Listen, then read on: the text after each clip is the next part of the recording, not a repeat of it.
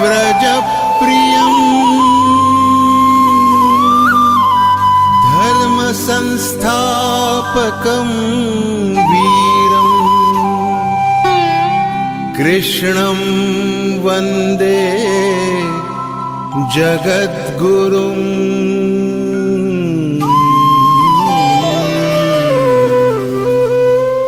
ईश्वर भक्ति भाव से बहती संस्कारों की धारा, भारत माँ की सेवा में गीता परिवार हमारा, गीता परिवार हमारा। ईश्वर भक्ति भाव से बहती संस्कारों की धारा, भारत माँ की सेवा में गीता परिवार हमारा, गीता परिवार हमारा। जय भारत माँ, जय गीता माँ, जय भारत माँ, जय गीता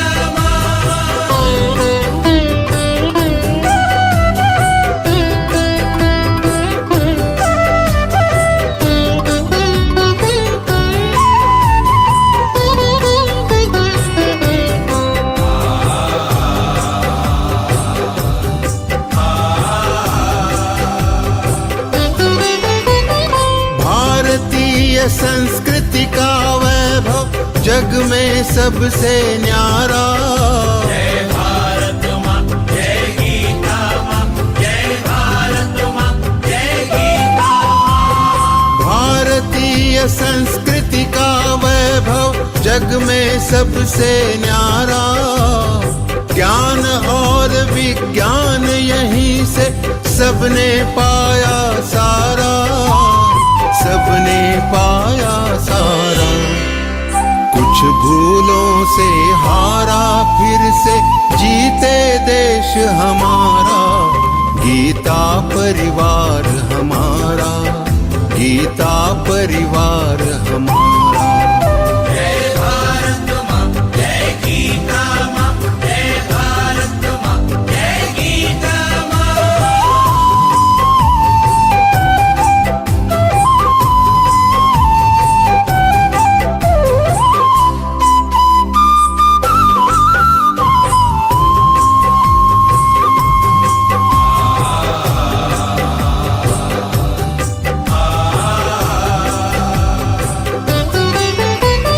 त्यागशील सेवा व्रतधारी युवा जगे पुरुषार्थी। जय भारत माँ, जय गीता माँ, जय भारत माँ, जय गीता माँ। त्यागशील सेवा व्रतधारी युवा जगे पुरुषार्थी। वैज्ञानिकता विनय सभ्यता स्वभाव हो निस्वार्थी, स्वभाव हो निस्वार्थी। देशभक्ति में तेजस्वी हो फिर समाज यह सारा, गीता परिवार हमारा, गीता परिवार हमारा। जय भारत माँ, जय गीता माँ, जय भारत माँ, जय गीता माँ।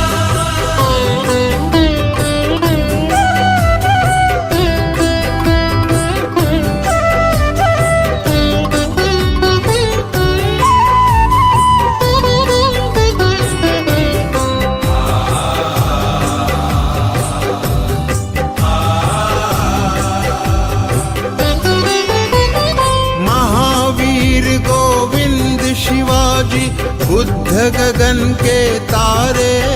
जय भारत माँ, जय गीता माँ, जय भारत माँ, जय गीता माँ। महावीर गोविंद शिवाजी बुद्ध गगन के तारे। परंपरा की पुण्य चेतना उर में हम सब धारे, उर में हम सब धारे। बाल हृदय में उसे जगाकर जगे देश यह सारा, गीता परिवार हमारा, गीता परिवार हमारा। जय भारत माँ, जय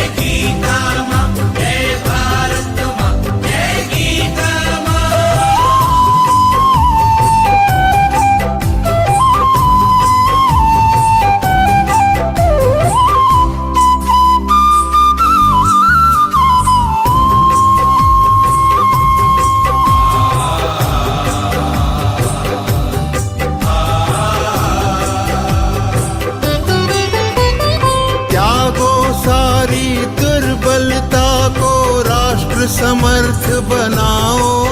जय भारत माँ जय गीता माँ, जय भारत माँ जय गीता माँ। त्यागो सारी दुर्बलता को राष्ट्र समर्थ बनाओ। बंधु भाव समता ममता से सबको गले लगाओ, सबको गले लगाओ। चलो विवेकानंद मार्ग पर शुभ संदेश हमारा, गीता परिवार हमारा, गीता परिवार हमारा। ईश्वर भक्ति भाव से बहती संस्कारों की धारा, भारत माँ की सेवा में गीता परिवार हमारा, गीता परिवार हमारा, गीता परिवार हमारा, गीता परिवार हमारा, गीता परिवार हमारा, गीता परिवार हमारा।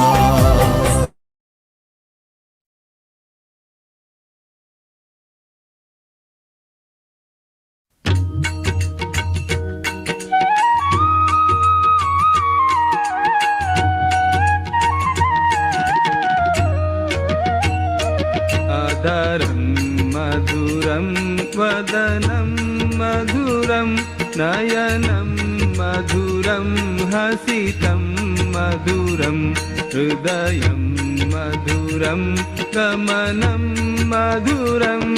मधुराधिपतेरखिलं मधुरं, मधुराधिपतेरखिलं मधुरम्।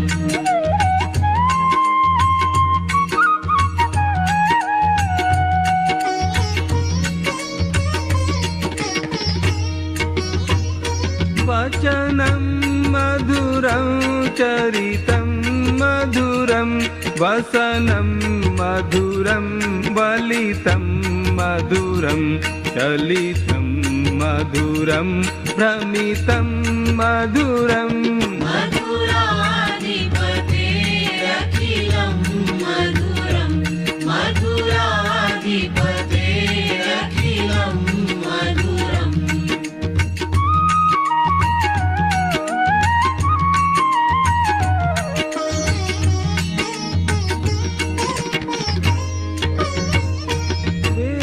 वेणुर्मधुरो रेणुर्मधुरः पाणिर्मधुरः पादौ मधुरौ नृत्यं मधुरं सख्यं मधुरम्। मधुराधिपतेरखिलं मधुरं, मधुराधिपतेरखिलं मधुरम्।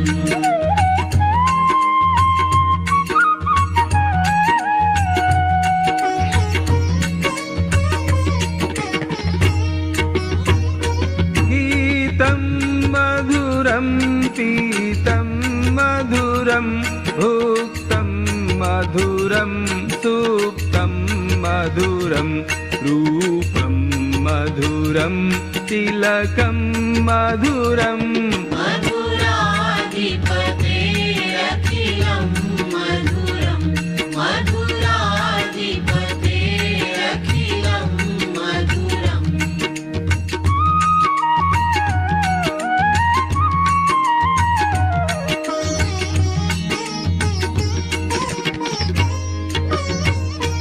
तरणं मधुरं तरणं मधुरं हरणं मधुरं स्मरणं मधुरं वमितं मधुरं शमितं मधुरम्। मधुराधिपतेरखिलं मधुरं, मधुराधिपतेरखिलं मधुरम्।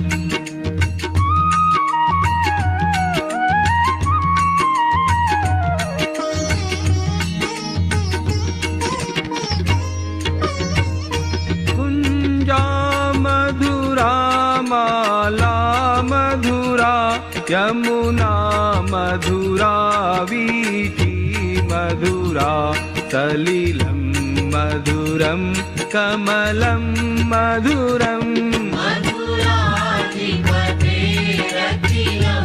मधुरं मधुराधिपतेरखिलं मधुरम्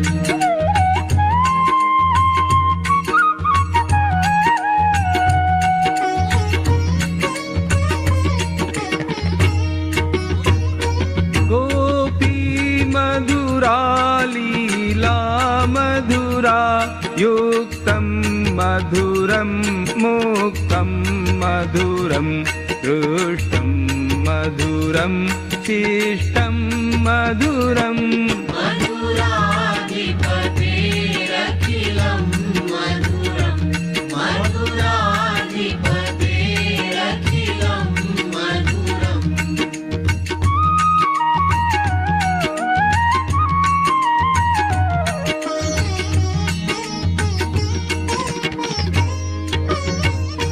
गोपा मधुरा गावो मधुरा यष्टिर्मधुरा सृष्टिर्मधुरा दलितं मधुरं फलितं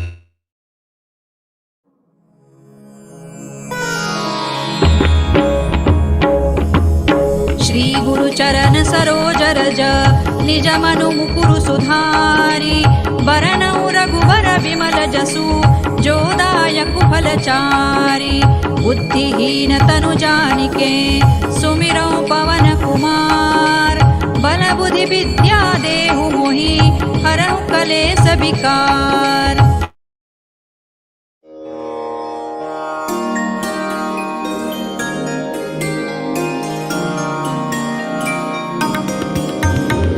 सद्गुणों की साधना में ध्येय ज्योति नित जले सद्गुणों की साधना में ध्येय ज्योति नित जले संग्राममय जीवन धरा पर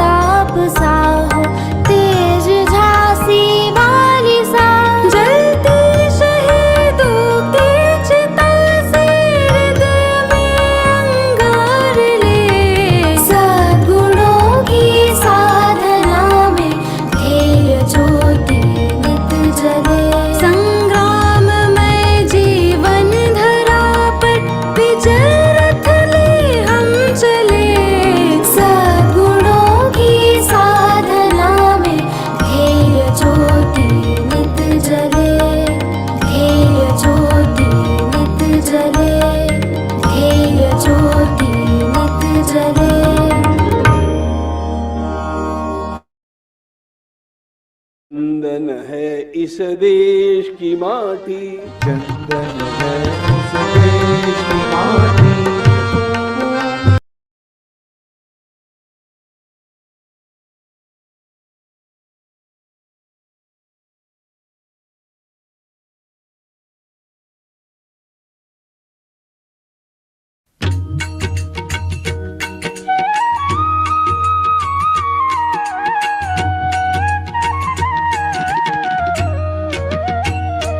अधरं मधुरं वदनं मधुरं नयनं मधुरं हसितं मधुरं हृदयं मधुरं गमनं मधुरम् मधुराधिपतेरखिलं मधुरं मधुराधिपतेरखिलं मधुरम्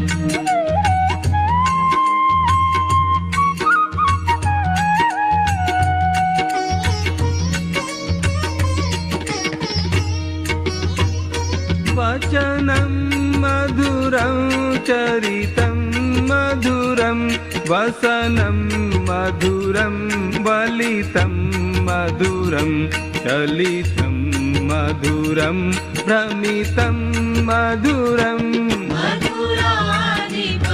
मधुराधिपतेरखिलं मधुरं मधुराधिपतेरखिलं मधुरम्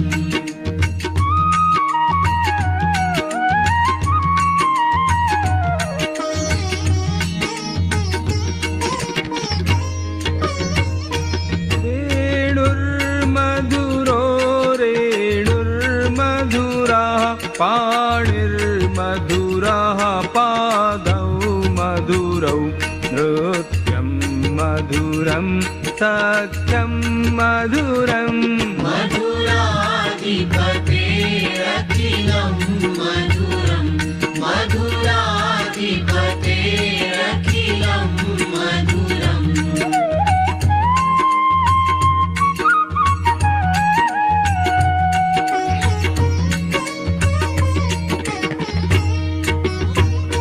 गीतं मधुरं पीतं मधुरं भुक्तं मधुरं सुप्तं मधुरं रूपं मधुरं तिलकं मधुरम् मधुराधिपतेरखिलं मधुरं मधुराधिपतेरखिलं मधुरम्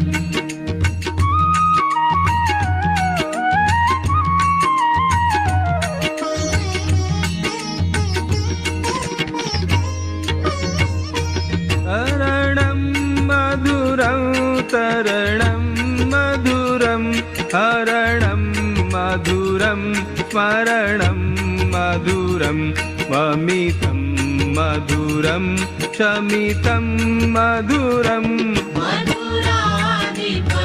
मधुराधिपतेरखिलं मधुरं मधुराधिपतेरखिलं मधुरम्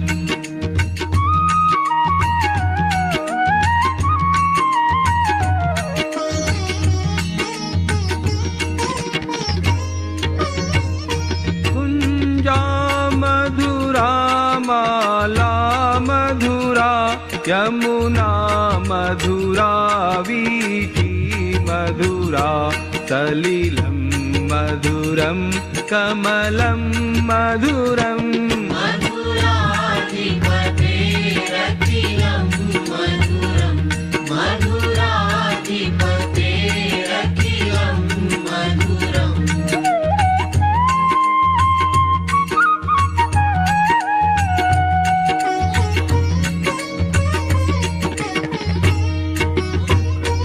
गोपी मधुरा लीला मधुरा युक्तं मधुरं मुक्तं मधुरं दृष्टं मधुरं शिष्टं मधुरम् मधुराधिपतेरखिलं मधुरं मधुराधिपतेरखिलं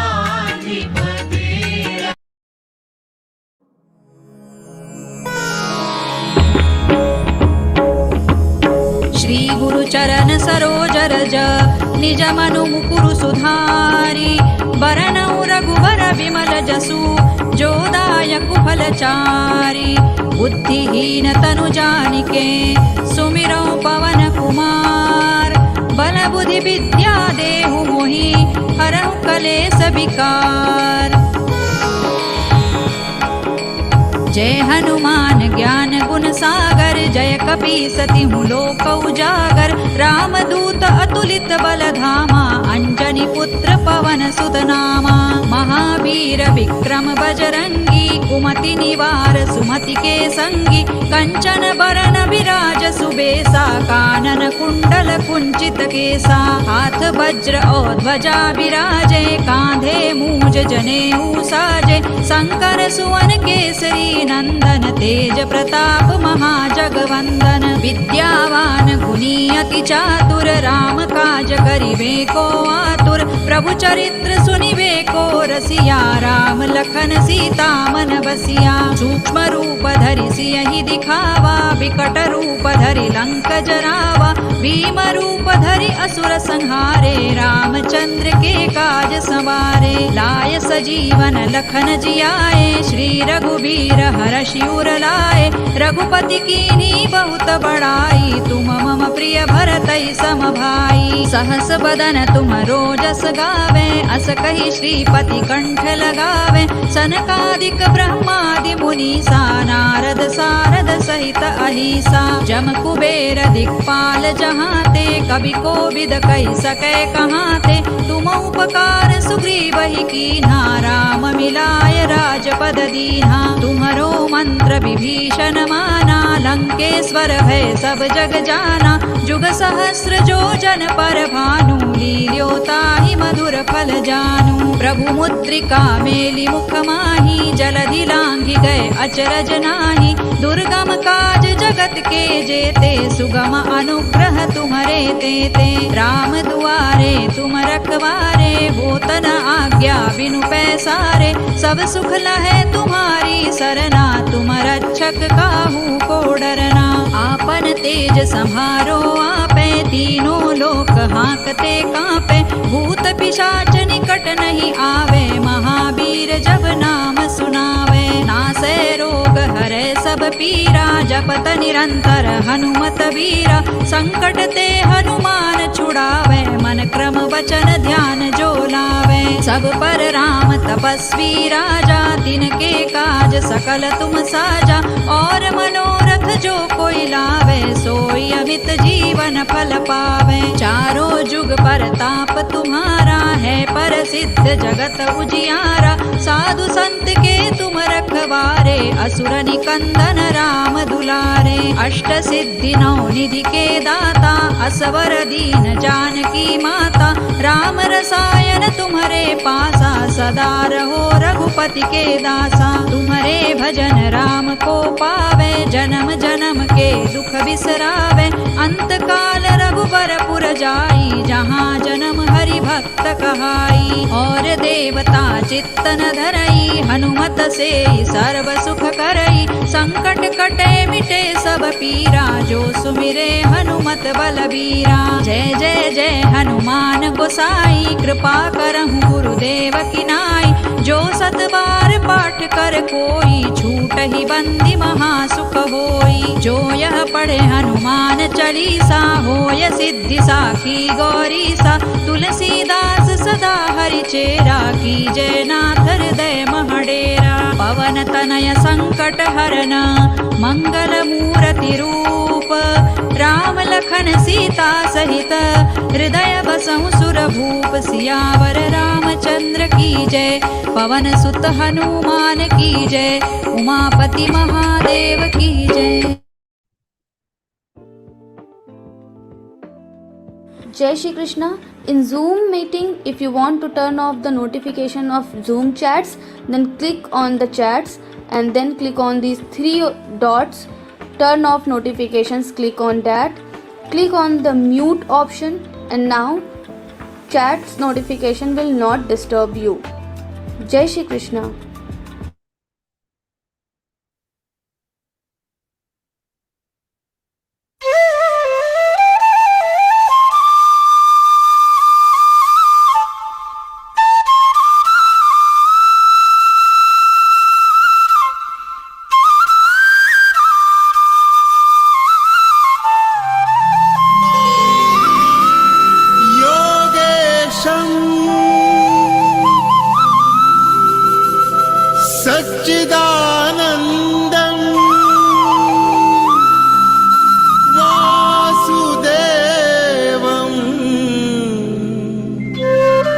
राजप्रियम् धर्मसंस्थापकं वीरम्। Jai Shri Krishna, everyone. I heartily welcome you to the Vachan session today of the 8th chapter, that is the Akshar Brahma Yoga. With other divine and blessings and grace of Sri Krishna and Param Puji Swami Ji Govindev Giriji Maharaj, to offer the prayer in the lotus feet of Sri Hari, I would like to invite Tripti Moi Banerjee Ji from Rishram, Hooghly, West Bengal, who's a music trainer. Her hobbies are teaching, music, and gardening. She's educated as MA in music. She joined Geeta Pariwar in 2022 and she's giving seva as L4 trainer. Welcome, Trupti Didi.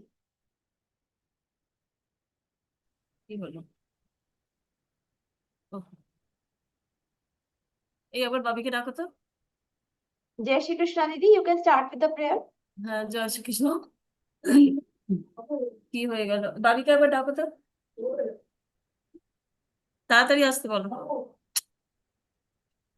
वसुदेवसुतं देवं कंसचाणूरमर्दनं देवकी परमानन्दं कृष्णौ वन्दे जगद्गुरुं कृष्णौ वन्दे जगद्गुरु। Thank you, Didi, for the prayer. To light the diya of joy, bliss, and abundance, I would like to invite Vasudha Apte Ji from Durg, Chhattisgarh, who's retired teacher, now a homemaker. She joined Geeta Pariwar in 2021 and giving seva as co-trainer in L1 and technical assistant in L2. Welcome, Vasudha Didi.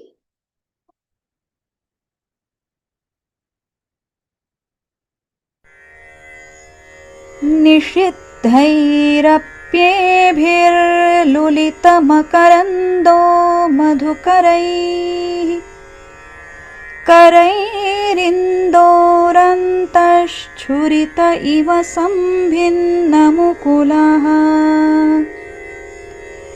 विधत्तां सिद्धिन्नो नयनसुभगामस्य सदसः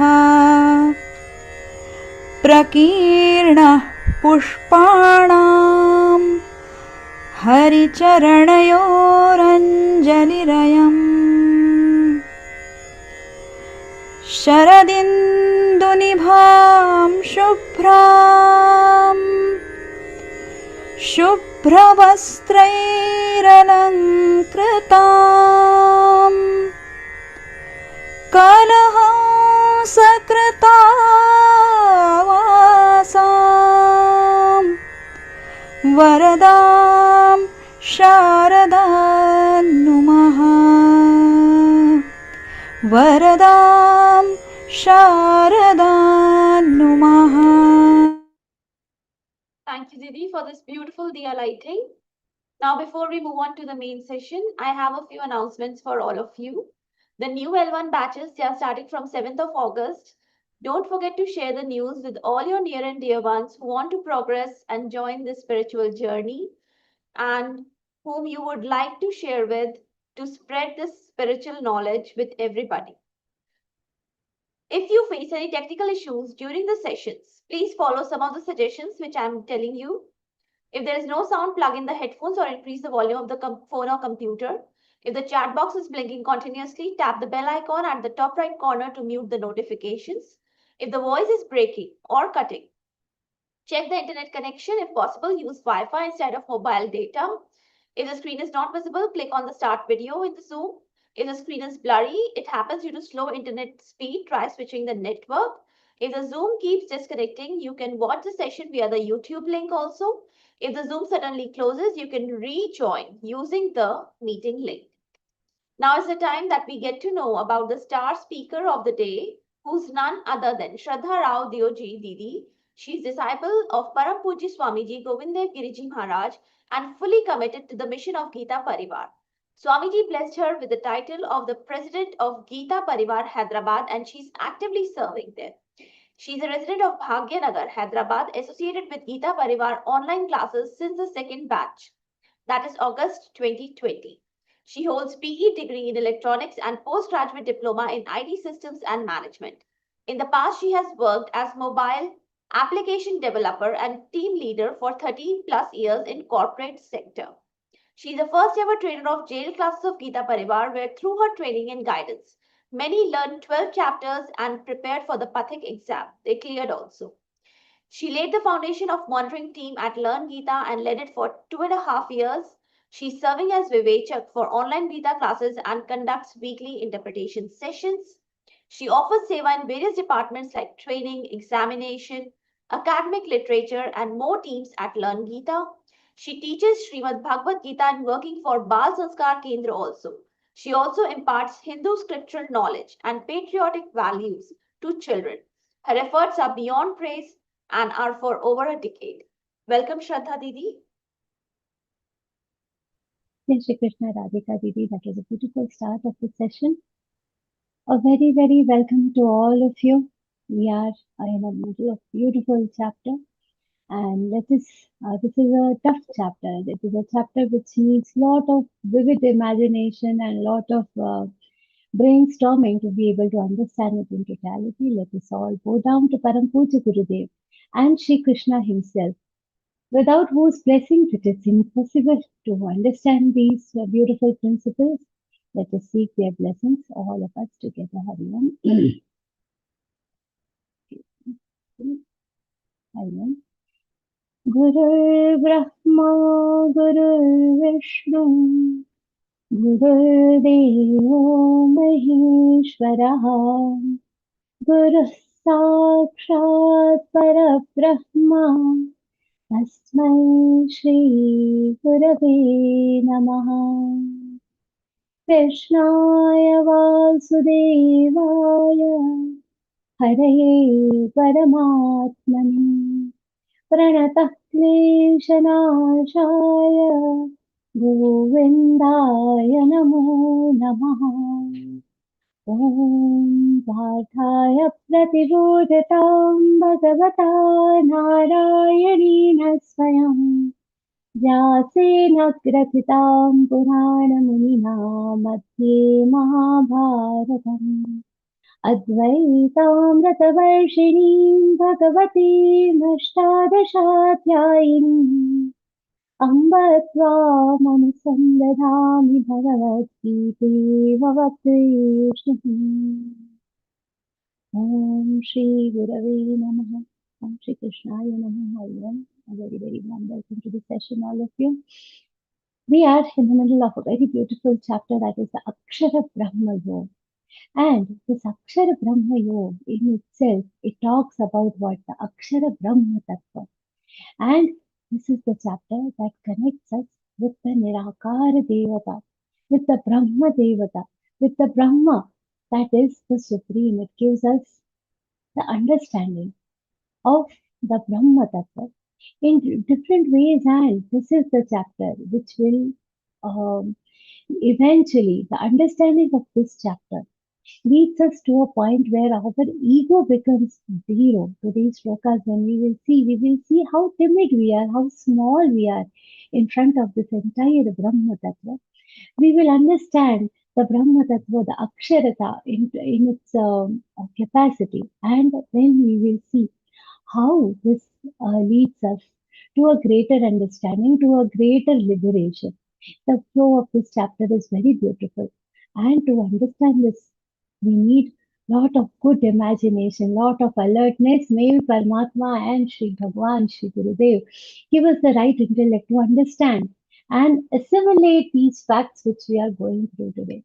In the last session, we had seen how mighty that Akshara Tattva is. This chapter we all just remember the basics. This chapter began on a note with 6 important questions from Arjun, out of which 5 were theoretical and could be answered in some basic definitions. with basic spiritual definitions, and Shri Krishna answered them for Arjuna.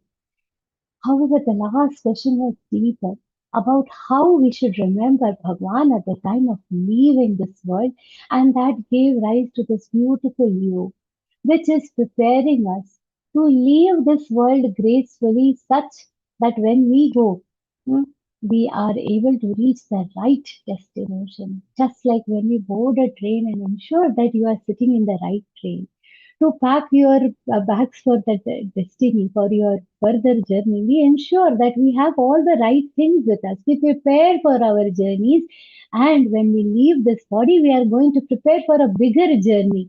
To prepare for that bigger journey, what is required to prepare for that bigger journey? The preparation that has to be done cannot happen on the last day because we don't know when that last day will be.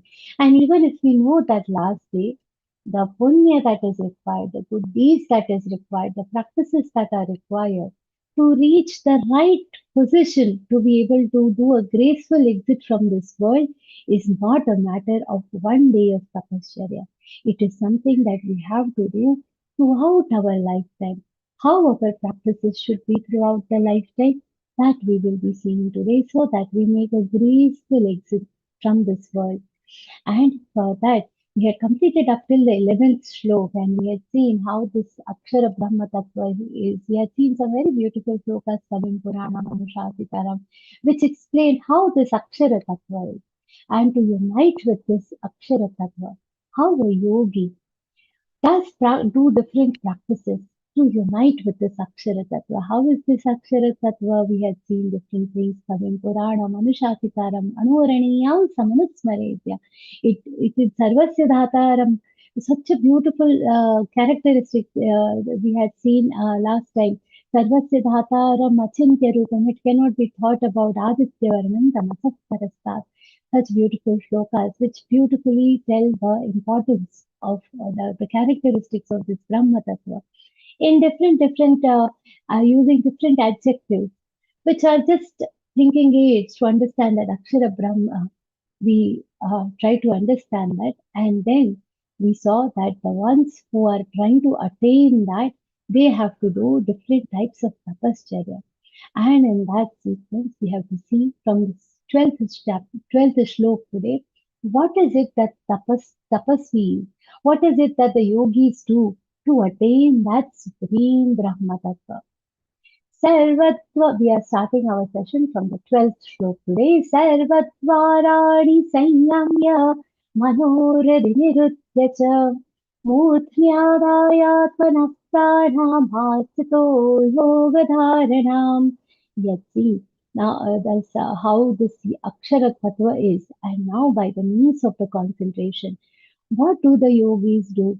They sarvatvarani sanyamya. Our body is it is a body with 9 gates. It is considered Navadvara. This Deha is also called a Sharir with 9 gates, the 2 nostrils, 2 ears, 1 mouth, and we can. So this 9 gates will we have to be controlled, and then controlling all these openings of our body. What do the yogis do? Having closed all the gates of their physical body and confining the mind where in the heart, where heart is in the heart, that is at the center of the consciousness, who stays, it is the Parabrahma Tattva which stays there. From there, the Prana Tattva is carried to where Murdhyadhayatmana Pranam Astito Yoga Dharana. Murdhni Adhaya, having fixed the life breath in the head, they engage in the practice of what? Concentration, in the practice of meditation. Astito Yoga Dharanam. So in the previous shlok we had seen in the 11th shlok in the 12th shlok we will see that Bruvor Madhye, they are holding the pran in between the 2 eyes. In the 10th shlok we have seen Bruvor Madhye Pranam Avesha Samyak Satam Param Parusham Upaiti Divyam.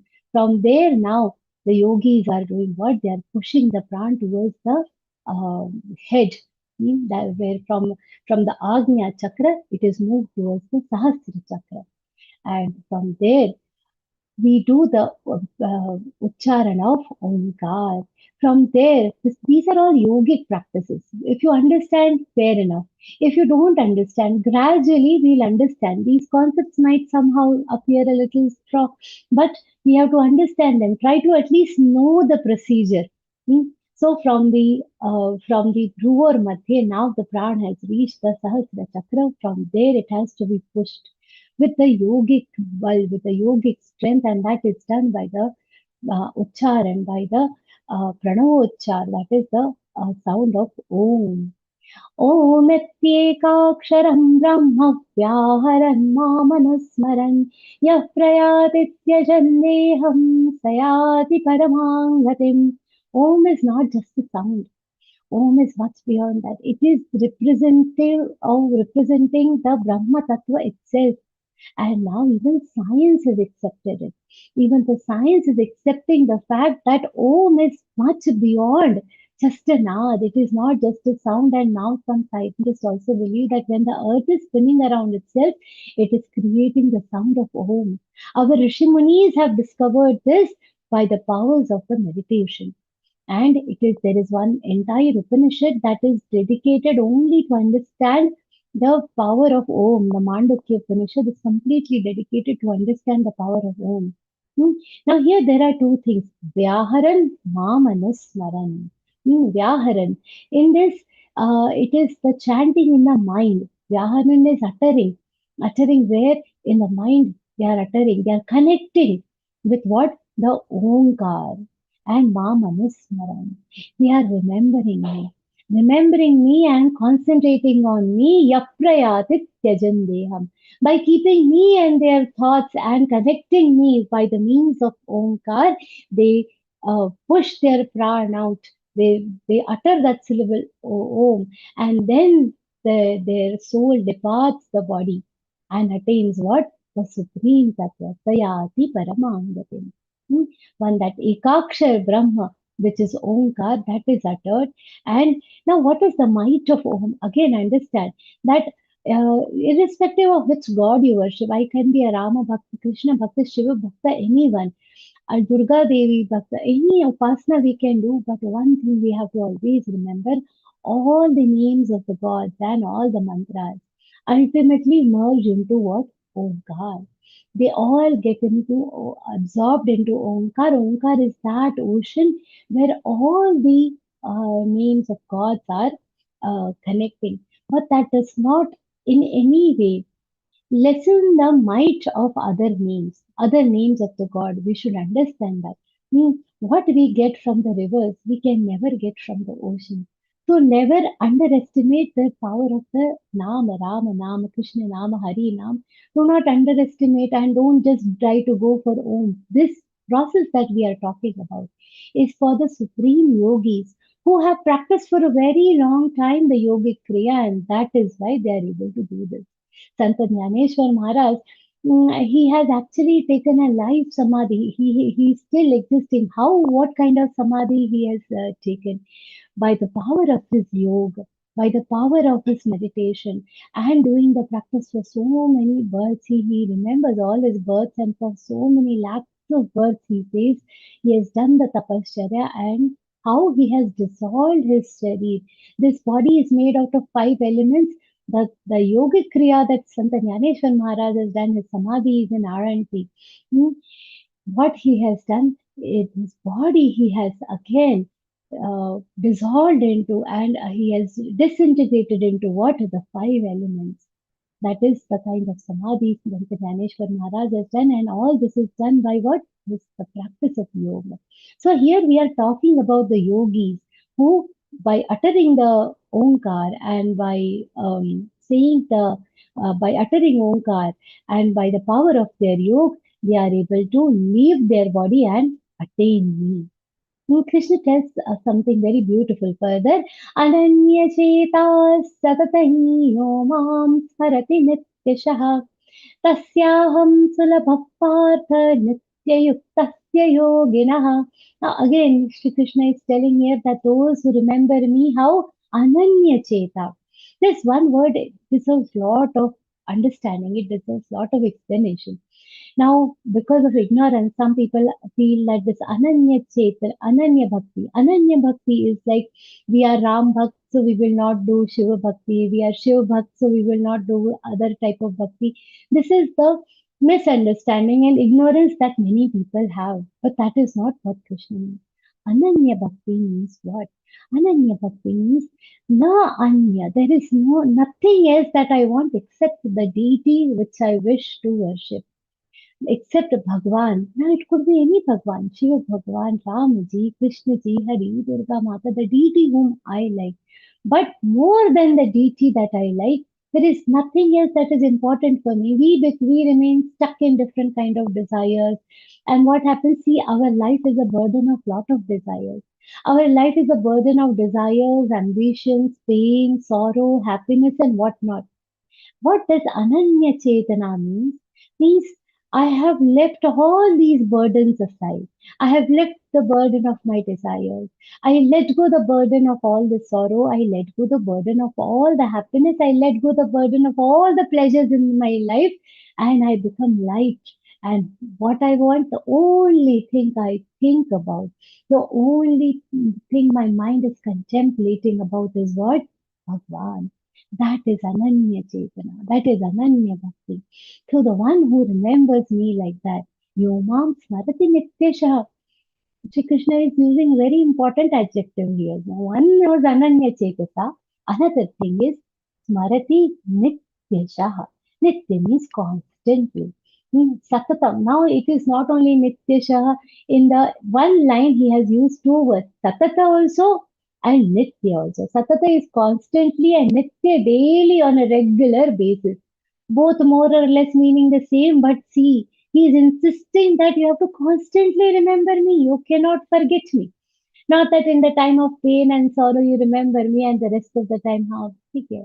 So no, he says every time I should be the matter of all, no compromise on that. I should be the matter of your contemplation. I should be the only desire you have. I should be the only thought you have. I should be the only thing you talk about. When that kind of devotion you have, it is not for show off also. While doing my work also, I can do this. It can be that I am taking care of my family, but at the same time, in my mind is Krishna Bhagwan. In the mind is my Ramaji. In the mind, I am thinking, what was the condition of Bhakta Prahlad? Bhakta Prahlad was surrounded by demons, but his bhakti was Ananya Chetas, Ananya Bhakti. How could he do Ananya Bhakti in between the demons? He's surrounded by people. He can't even sit and worship. If he's seen worshipping, then complaint will go to Hiranyakashipu. And then he cannot do worship, he cannot do puja, he cannot do anything. How did he do bhakti? Within his mind, smarati. The word is smarati nityasha. He was not in a position to do the worship, but he did not forget Vishnu Bhagwan even for a minute. Narayan, he is always remembering so much so that everywhere he is seeing Narayan. And because of that, Bhakti, he's got what? Satyaham sulabha partha. For such a person, I am easily available. See, in the previous shlok, we saw the yogis putting the pran from the in between the eyebrows and from the head and chanting. Oh, all this is not possible for us. Now, even Arjun probably must be thinking, "Hey, what about those?" Now, see, this is not possible. Even if it is a yogi, it can be possible that sometimes he is sick, sometimes he's got an accident or something. We don't know what kind of situation he is in while leaving this world. How will he remember you? How will he do that? Here, important thing we have to remember, Mam Anusmaran Shri Krishna will say, it becomes the duty of Shri Krishna to remind the sadhak of me when he is leaving the world. Krishna says, if throughout the life he has worshipped me wholeheartedly, then at the time of departure from this world, I will not just help him, I will send my Dud to help him. I will manifest himself in his heart and I will awaken his consciousness and remind him of myself. Even in all that situation, I will remind him.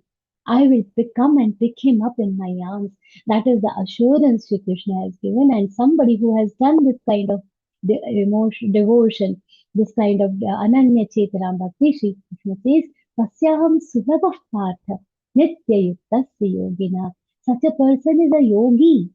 Such a person is what? He is a yogi. Yogi is who is always connected with Parampita Paramatma. Karma yogi, Jnana yogi, Bhakti yogi, all of them are yogis because by some or the other means they are connected to whom? To the Paramatma. And such a person will not need to come back and go through all these pains and sorrows all over again. They did not need not endure all this pain. What Shri Krishna says, Mamupetya punarjanma dukkhalayam ashashvatam नाप्नुवन्ति महात्मानः संसिद्धिं परमां गताः. In the previous shloka, Shri Krishna said, Tasyaham sulabha partha nitya yuktasya yogina. So such people who remember me all the time, satatam smarati nityashaha, all the people who are remembering me all the time, constantly, without any other desires in their mind, the people who remember me, they will attain me. But what is the use of attaining you? We are Kali Yugi people. We do not work without incentive. He has to reveal what is the merit of attaining you? What is the merit of attaining Bhagavan? Shri Krishna says, the one who comes to me, Mam Upetya, the one who comes near me, Punarjanma, they will not have any punishment. Mam Upetya Punarjanma, Dukkhalayam Shashvatam Na Apnuvanti Mahatmanas Samsiddhim Paramangataha. What a beautiful assurance Shri Krishna is giving. What is the benefit of reaching near God? We all, where are we all? We are stuck in a cycle of life and death. We are born, then we die, then we are born. Out of that, there is so much sorrow we are undergoing. Sri Krishna has used a very interesting adjective for the place where we live. What he says it is a dukkhalaya. Where we go to study, that is called what? Vidyalaya, where children go to study, it is called Vidyalaya. Where we go and we see a lot of patients, that is Rugna, that is called Rugnalaya. Where we go and get the books, that is Pustakalaya. So Alaya basically means an abode where you will find what? So Pustakalaya, Vidyalaya, Rugnalaya, so many other alayas are there. Himalaya, where ice is formed. Hmm, like that. But what Sri Krishna says, this world is a Dukkhalaya. Means what do you get here? It is just Dukkha, it is just sadness.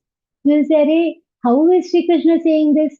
Sukha bhi to aata hai. There is happiness also. So many of us we are so happy in our lives learning Gita and whatnot. We all are happy also. So sukh bhi to aata hai. So why didn't he say sukha dukkhalaya? Because sukh is also temporary. Sukh ends, and the end of sukha, the fear of the sukha ending is also going to give dukkha.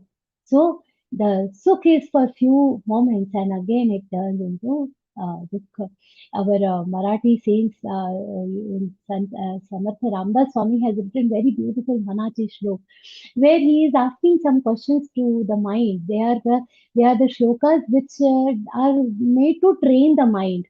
You are good, Mana Sajjana. He's telling you are a good mind. You have to behave in a certain way. Very beautiful set of shlokas. You should really try to explore. In that, he is asking the mind. He is asking the man.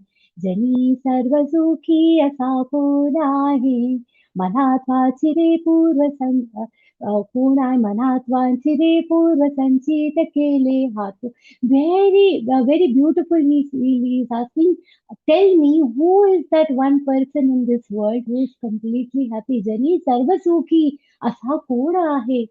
Who is it that who is very happy, the one who is extremely happy in this world? There is nobody.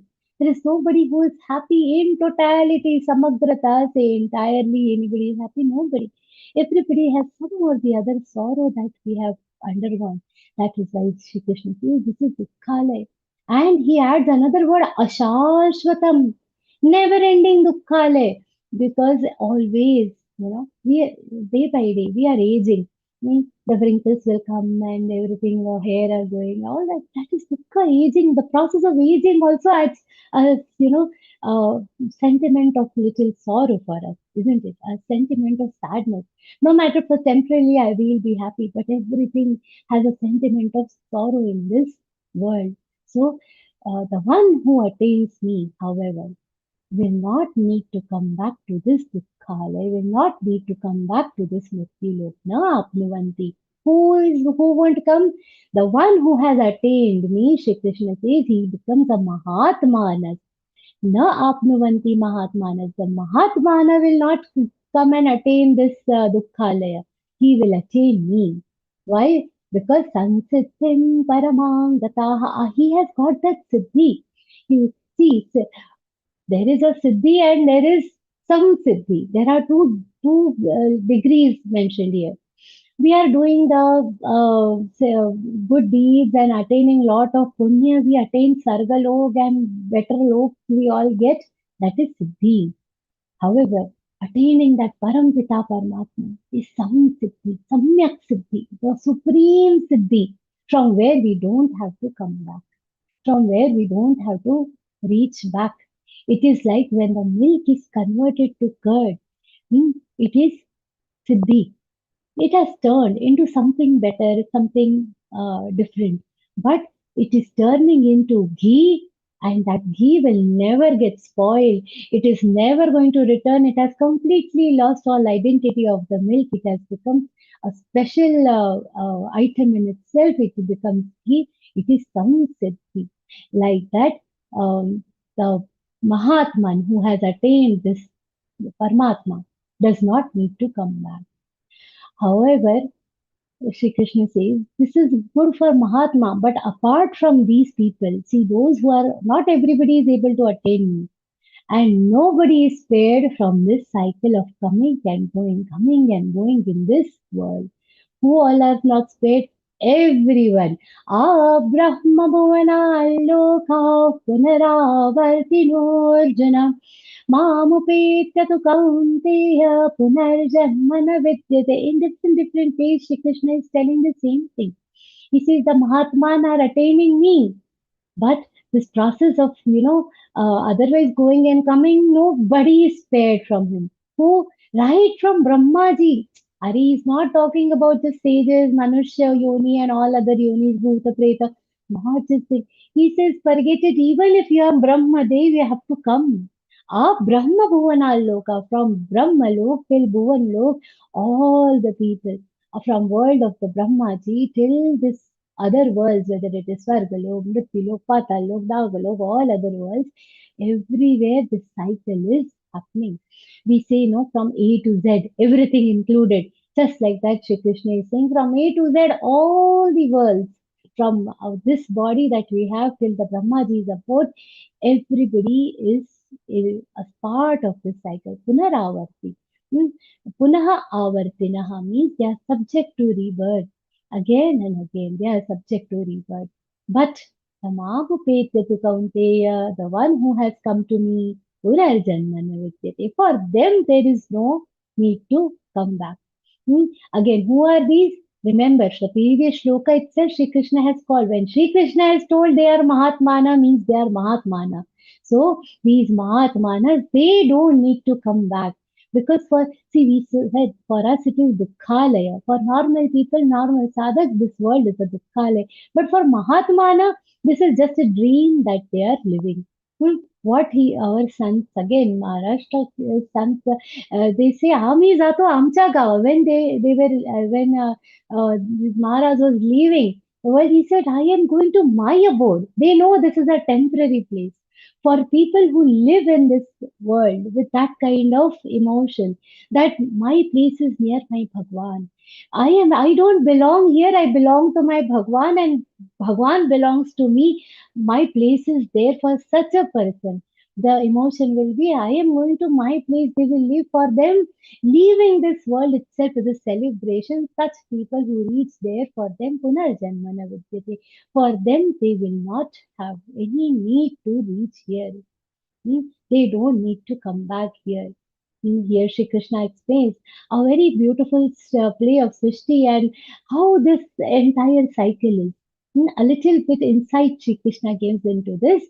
Sahasri Yuga Paryantam Maharyad Brahmano Viduhu Ratri Yuga Sahasrantanti Ho Ratra Vido Jana Sahasri Yuga Paryantam Aharyad Brahmano Viduhu.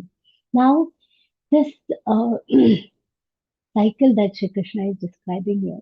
We should try to look at this from two perspectives. One definitely is the Kala Ganana, that is the calculation of time, how it is happening. Here, Shri Krishna is telling how our life cycle is. Now, when it comes to cycle, if I say time cycle or any cycle, that time period will come, that factor will come into place. From that perspective, we should see how complicated this cycle is, and we have to try to analyze how long our journey has been in this entire world, in the entire universe. How long we have been here, and for so long we have been stuck here. We have to remind ourselves of that.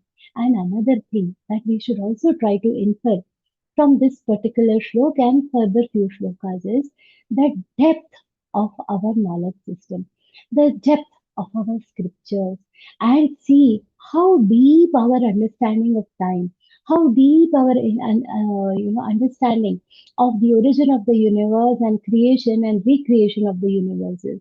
Look at it from both these perspectives, and we will be able to appreciate the might of our knowledge.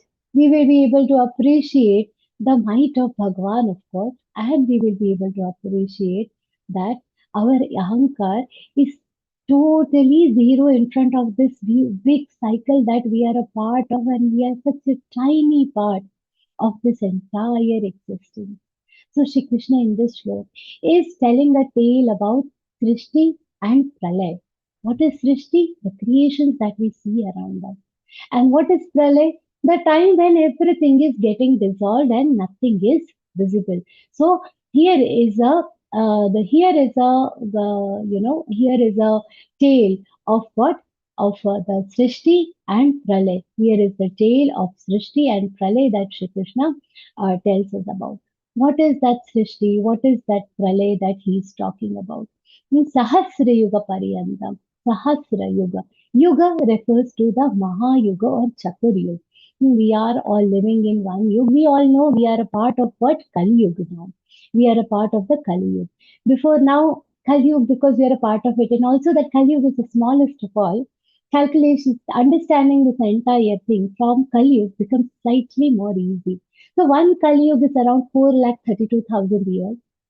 Double of that, there are four yugas, Satyug, Tireta Yuga, Dwapar Yuga and Kali Yuga. Starting from the Kali Yuga is the smallest, 4,32,000 years. Now you calculate for yourself. Huh? My maths doesn't go beyond this, but I'll tell you the numbers. Dwapar Yuga is double this number. Around 8,64,000 years is the time span of Dwapar Yuga. So one Kali Yuga and double that is the Dwapar Yuga. Double this number of 8,64,000 years, double that is what? Treta Yuga. Around 17,28,000 years is the Treta Yuga. And double the Treta Yuga span is around 34,56,000 years. That is the length of the Satyug. So Satyug 34,56,000, half of it Treta Yuga 17,28,000, half of it Dwapar Yuga 8,64,000, and half of it 4,32,000 Kali Yuga. A total span of all these four yugas is around 43,20,000 years. This entire span comes to around 43,20,000 years. That became what? That became one Chatur Yuga. Listen to these calculations properly. So this is one Chatur Yuga that has happened. This one Chatur Yuga into thousand. That is what? Sahasra Yuga. Such 1,000 years. Now this one Chatur Yuga, 1,000 such yugas will become what? That is one day of Brahmaji. One day. And another 1,000 such years is one night of Brahmaji. So now you calculate for yourself 1 year of Brahmaji, how long it will be. I just told you the calculation of one day and one night equal 1,000 Chaturyug day, 1,000 Chaturyug night. Sahasra Yuga Paryantam. Aharyat Brahmano. Aha is the Brahma, is the Aha means the day. Here they are talking about the nose of day and night of what? Brahmaji. So what is that one day of Brahmaji? It is 1,000 Chaturyugas. One night of Brahmaji is 1,000 Chaturyugas. And after this 1000, then they 100 such years of 100 such day and nights. 1 day and 1 night together becomes one total ahoratra of Brahmaji, and 100 that such years is that is 100 such years when they are done. That will be one lifespan of one Brahma. So Brahmaji is actually a post. Like we have a prime minister, then one prime minister comes, another prime minister comes after his tenure is over. What is the tenure of one Brahmaji? It is 1000 such uh, ahoratra, 1000 such years of ahoratra. So it is a big, calculation. When we think about this, we have been here for so many kalpas, there's so many time, so such a long time. Imagine the vastness of this time. It is just like, this understanding these shlokas are a subject to matter of our imagination, to subject to matter of how deep we have to go. Sometimes these topics might appear a little tough, but we have to push a little bit because ultimately this jnana is very, very important from all perspectives.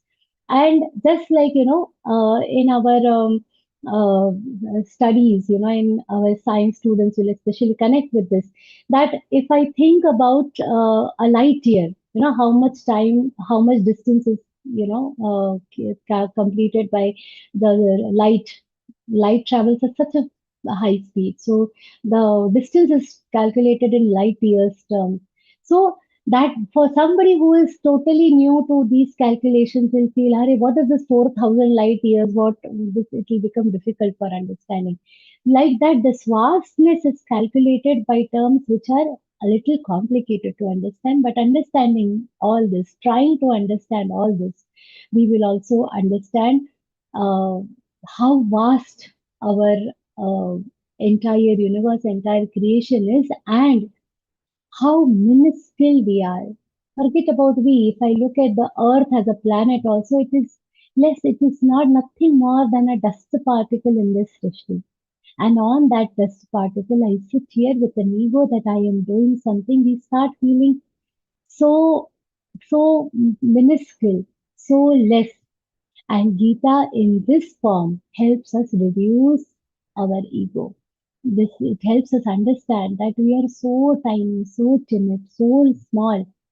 And here this is where we have to appreciate what the Avyakta Tattva, the Brahma Tattva, which is making this entire thing play, which is entire thing, is working. Now here comes another very important, beautiful shloka. After explaining that this is how, the Brahmaji, and Brahmaji is also, after telling that Brahma Bhuvanal Loka Punaravarti, from Brahmaji till this, everybody is in this Punaravarti cycle, and how is that cycle for Brahmaji? He has told that for small people, we understand our births are happening, and for Brahmaji also, so such a long Teho Ratra Vido Janaha, the knowers of the day and night will understand how these Sahasranta, Yoga, and all these are working, and Brahmaji is also subjected to such a cycle. And here Shri Krishna says, in all this calculation, in all this cycle, what is happening? There is one element which is remaining constant, and Shri Krishna is slightly trying to take our attention to that one constant element which is not changing in this entire cycle of creation and dissolution. What is that one tattva? Shri Krishna slowly introduces us there. अव्यक्ताद्व्यक्तयः सर्वाः प्रभवन्त्यः रागमे रात्र्यागमे प्रलीयन्ते तत्रैवाव्यक्तसंज्ञके भूतग्रामस्यैवायं भूत्वा भूत्वा प्रलीयते रात्र्यागमे वशः Partha प्रभवत्यः रागमे. So to try to understand this thing, Shri Krishna tells how this everything is being calculated. Avyaktad vyaktaya sarvaha. When the origin of this universe started, this entire universe is created when Brahmaji's day started. When at the beginning, when this day has started, from that unmanifested, when there was nothing, everything starts getting created. And when this day becomes, this happens with us also when we are sleeping, everything is non existent for us. Hmm. We Let's start it from a very individual level. We sleep at night and we get up in the morning. When we sleep at night, what is happening? We forget the entire srishti around us. We have no memories of anything and we are sleeping. That is our pralay. Ratri, our night is a nitya pralay, where every night we go into pralay and morning if we awaken, and then it becomes a starting of the day for us.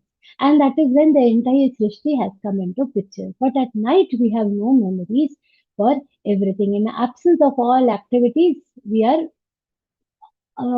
totally unaware of things that is happening around us. So we experience this nitya, means routine pralay on a daily basis we experience it. Similarly, when Brahmaji's days become, everything comes from the Avyakta. The Srishti comes into being, and the Srishti is doing its own work. And when Brahmaji's night begins after 1000 Chaturyug, then Pralay happens. Brahmaji is sleeping. At that time, the Srishti is also non existing.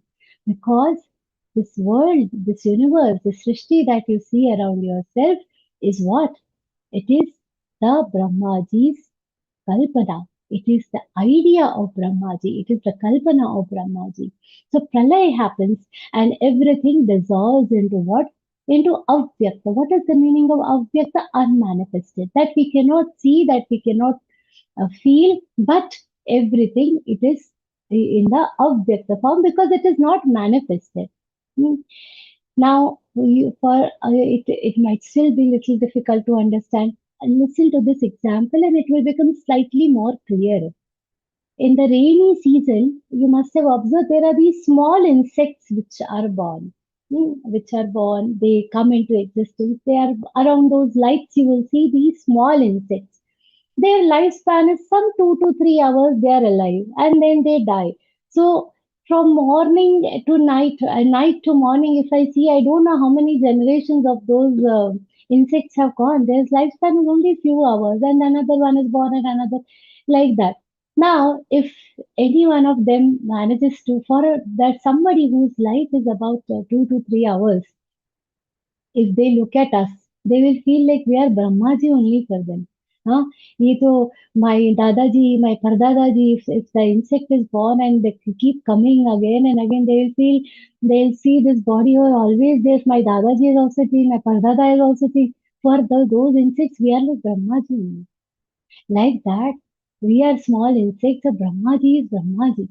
So it is like that. So just to make you understand that difference in the lifespan. Now for us, the day is 24 hours.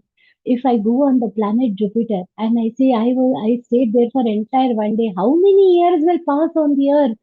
So many years will be over on the earth. If I say I return in one day from Jupiter planets, one day if I come here, and so many years would have passed. Like that. So because the lifespan is a relative term here, we have to understand it from that perspective. Push your imagination and try to understand that when Brahmaji's like our Nitya Pralay is happening, Brahmaji's Nitya Pralay is also happening, and when Brahmaji's night comes, everything gets dissolved, and at the time when his Ratriagame Praliyante, everything will dissolve. First, Avyakta Vyaktaya Sarva Parabhavantya Haragame. Aharagame means when Brahmaji's day begins, everything comes into picture. And when his night comes, Ratriagame. Ratriagame means when the Ratri comes, what will happen? Everything becomes pralay and everything gets dissolved into Avyakta, that is the unmanifested form. Now, this thing happens again, Bhutagramasya evayam bhutva bhutva praliyate. There's such multitude of beings is created, destroyed. How? Constantly. Ratriagame. With his day and night will keep coming. And what happens with his ahaha agame, with the coming of day, a lot of things will get created. And this cycle of appearing and disappearing, bhutva, bhutva, this bhutva, bhutva, appearing, disappearing, disappearing, it will keep happening again. How? In the day and night. It is like ice, we make ice. Now, this water is in normal form. We freeze it, it becomes ice. You take it out from the refrigerator, it becomes water. You heat it, steam is formed. This continuous cycle of ice water steam is going to happen. The same water is taking different forms, and it is happening in a cycle. Similarly, this Srishti is also working on in a cycle. It is taking different forms based on the day and night of Brahmaji. This is a natural cycle. Till what time, till when will this continue? From eternity till eternity, this is going to continue. From when it has started?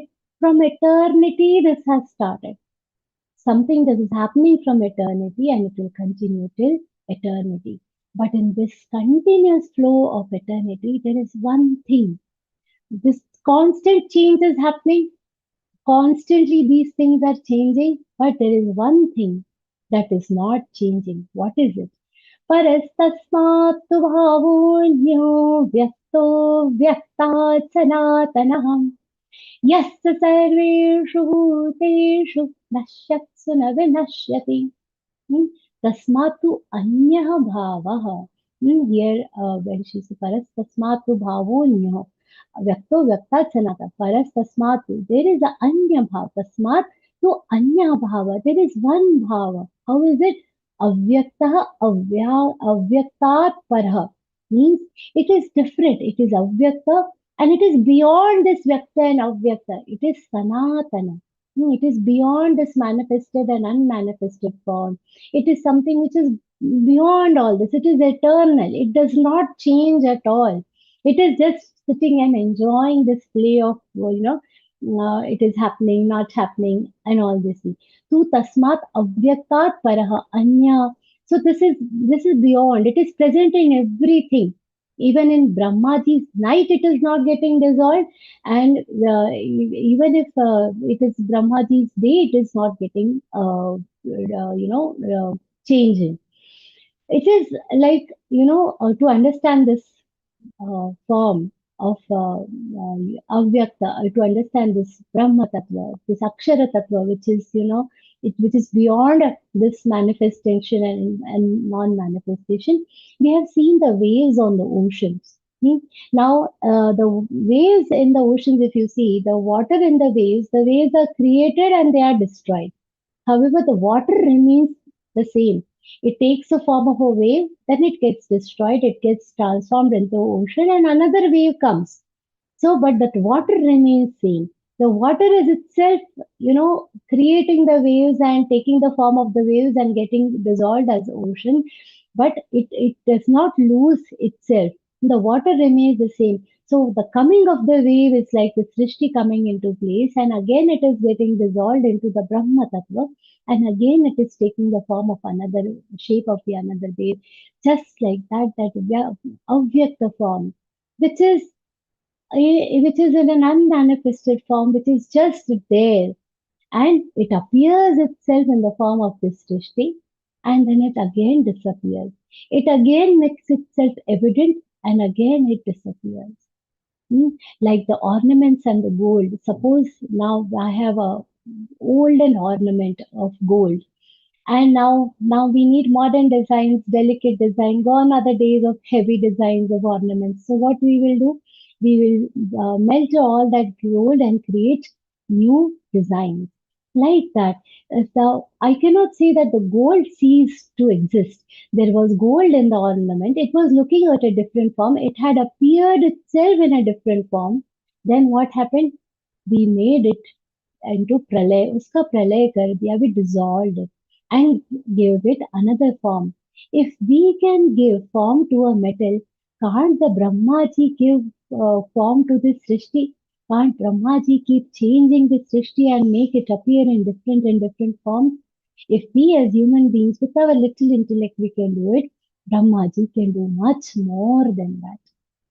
So what happens? This all just like how the basic tattva remains, and that basic element can assume different forms, like that this avyakta tattva, it remains, and it is an eternal tattva. It starts taking different shapes. अव्यक्तोऽक्षर इत्युक्तस्तमाहुः परमां गतिम् यं प्राप्य न निवर्तन्ते तत्धाम परमं मम. Avyakta, this avyakta form, which was the eternal form, which did not cease to exist when the pralay happened, which did not cease to exist when the Srishti was appearing. This avyakta form is called as what? Akshara iti yuktaha. Akshara. This Akshara form, Akshara has come earlier also. This word we have seen. Kim tad Brahma kim adhyatma. Aksharam Brahma Paramam. Shri Krishna has told in the third shlok itself. Aksharam Brahma Paramam. And now here in the 21st shlok, what he is saying? Avyakto Kshara ityuktaha. Avyaktaha Akshara iti yuktaha. This form, this avyakta form itself is known as what? Akshara form. Akshara means what? Imperishable, which does not get destroyed, which cannot get destroyed, which cannot be changed. It can manifest itself into various things and it, however, remains the same. Like the gold in an ornament, it remains the same. This avyakta form, it is also referred to as akshara, that is imperishable. Hmm? This imperishable form, avyaktoksharet tamaho paramangatim. This is what it is, the ultimate goal. Attaining that akshara form. Attaining means what? What is the meaning of when we say we attain the Brahma Tattva? Means we understand the Brahma Tattva. Once we get an understanding of the Brahma Tattva in totality, what happens? It is like, the God knows. Now this devotee has understood me. This devotee has got a realization of who he really is.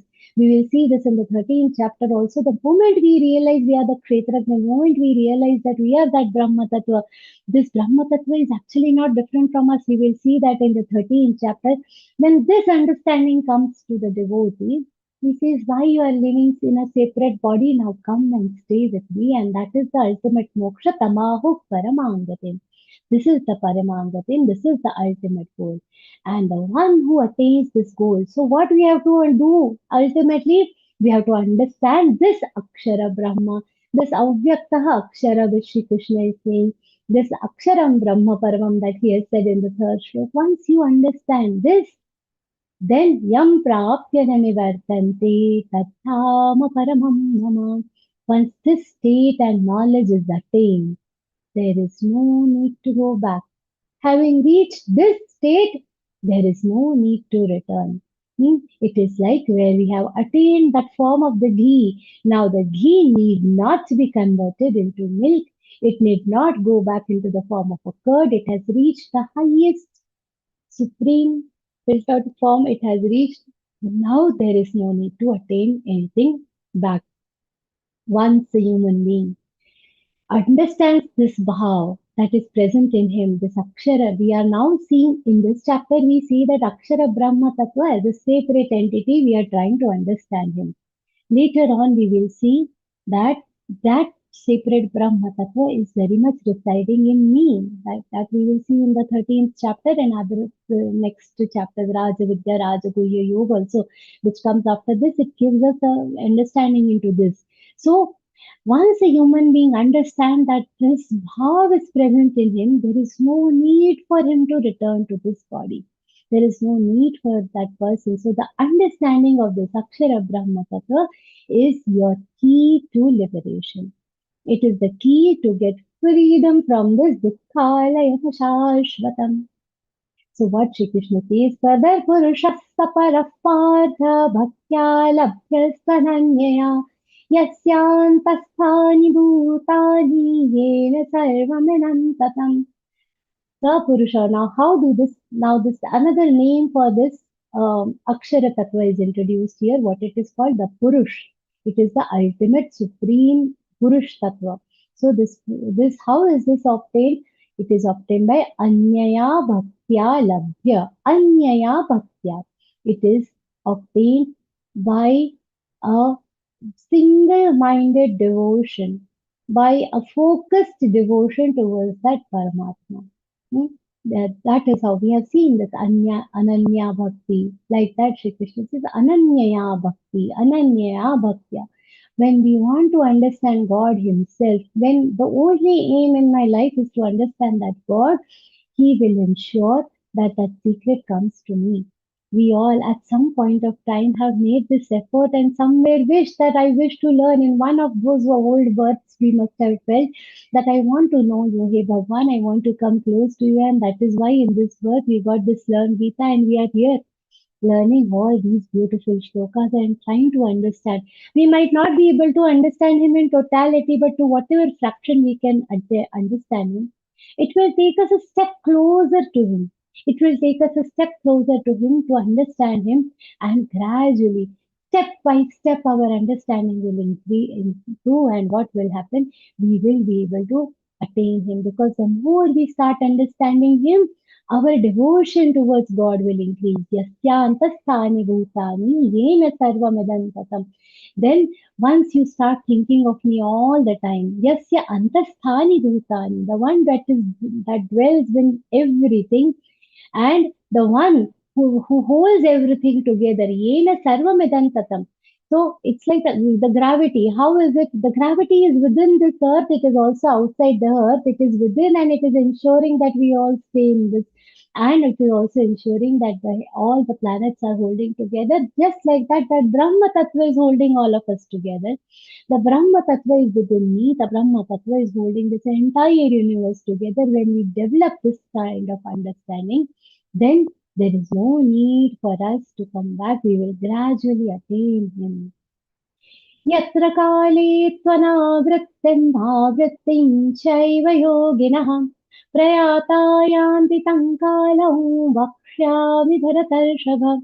Now all these paths that we are learning, all the knowledge that we are trying to get here is about the yogis. Very clearly Shri Krishna says, avrittim chaiva yogina. Now, whatever we have learned earlier, Karma Yoga, Sankhya Yoga, before this, we are at the 8th chapter, just looking at the sequence. Lot of information Shri Krishna has given about Karma Yoga. Then he has told about Dhyana Yoga, Jnana Vijnana Yoga. So gradually he is taking us what he has told about Karma Yogi, and now the Jnana Yogi, Dhyana Yogi, all of them he is telling. All this he is telling what?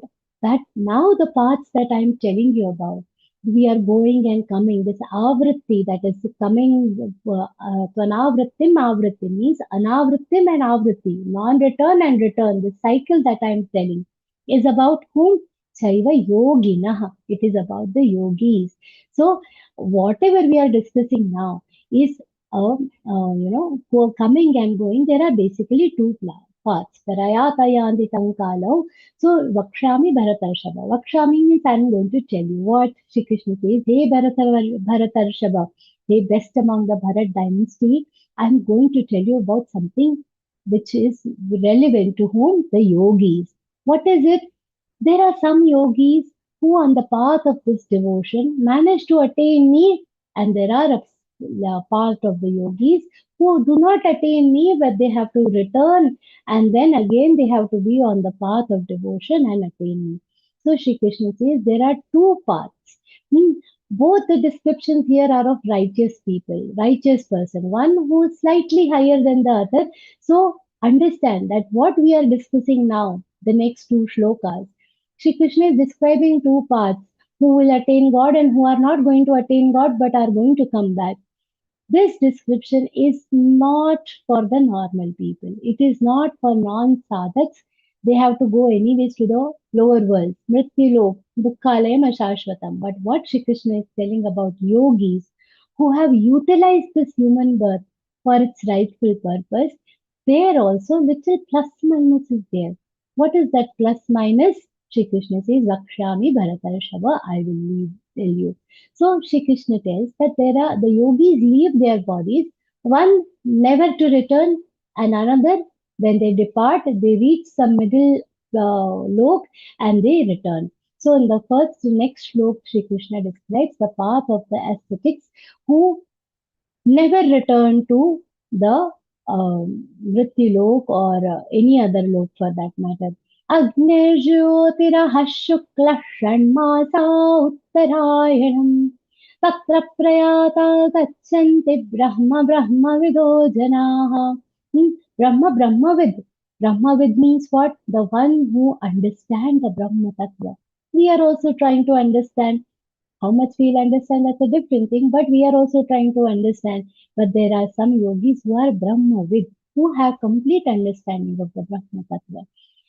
If they leave this world on any of these muhurta rehta hai, like they on a particular time, if they leave, they are going to attain that Brahma Tattva. Agnir Jyoti Rahas Shukla. What are these songs? Agni. When it is Agni means doesn't mean literally the fire, means where it is light, where Agni, where the path is illuminated. When there is light, when it is aha means daytime. Shukla Paksha. Shukla Paksha is the time from the Amavasya to Purnima, when the moon is becoming bigger in the size. So Shukla Paksha.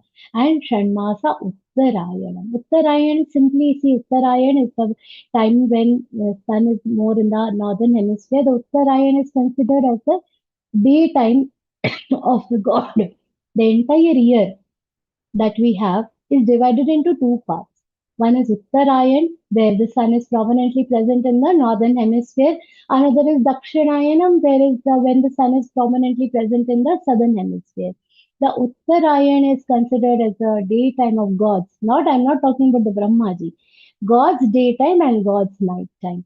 It is like that. So in our 1 year, God's 1 day is happening. Normal God, the normal devatas. So for because it is the daytime and it is free of clouds, clear sky, Shukla Paksha, Shanmasas, that time when a Brahmagyani leaves this abode, leaves this place, he reaches what? The Brahma. He departs Brahma. He goes to where?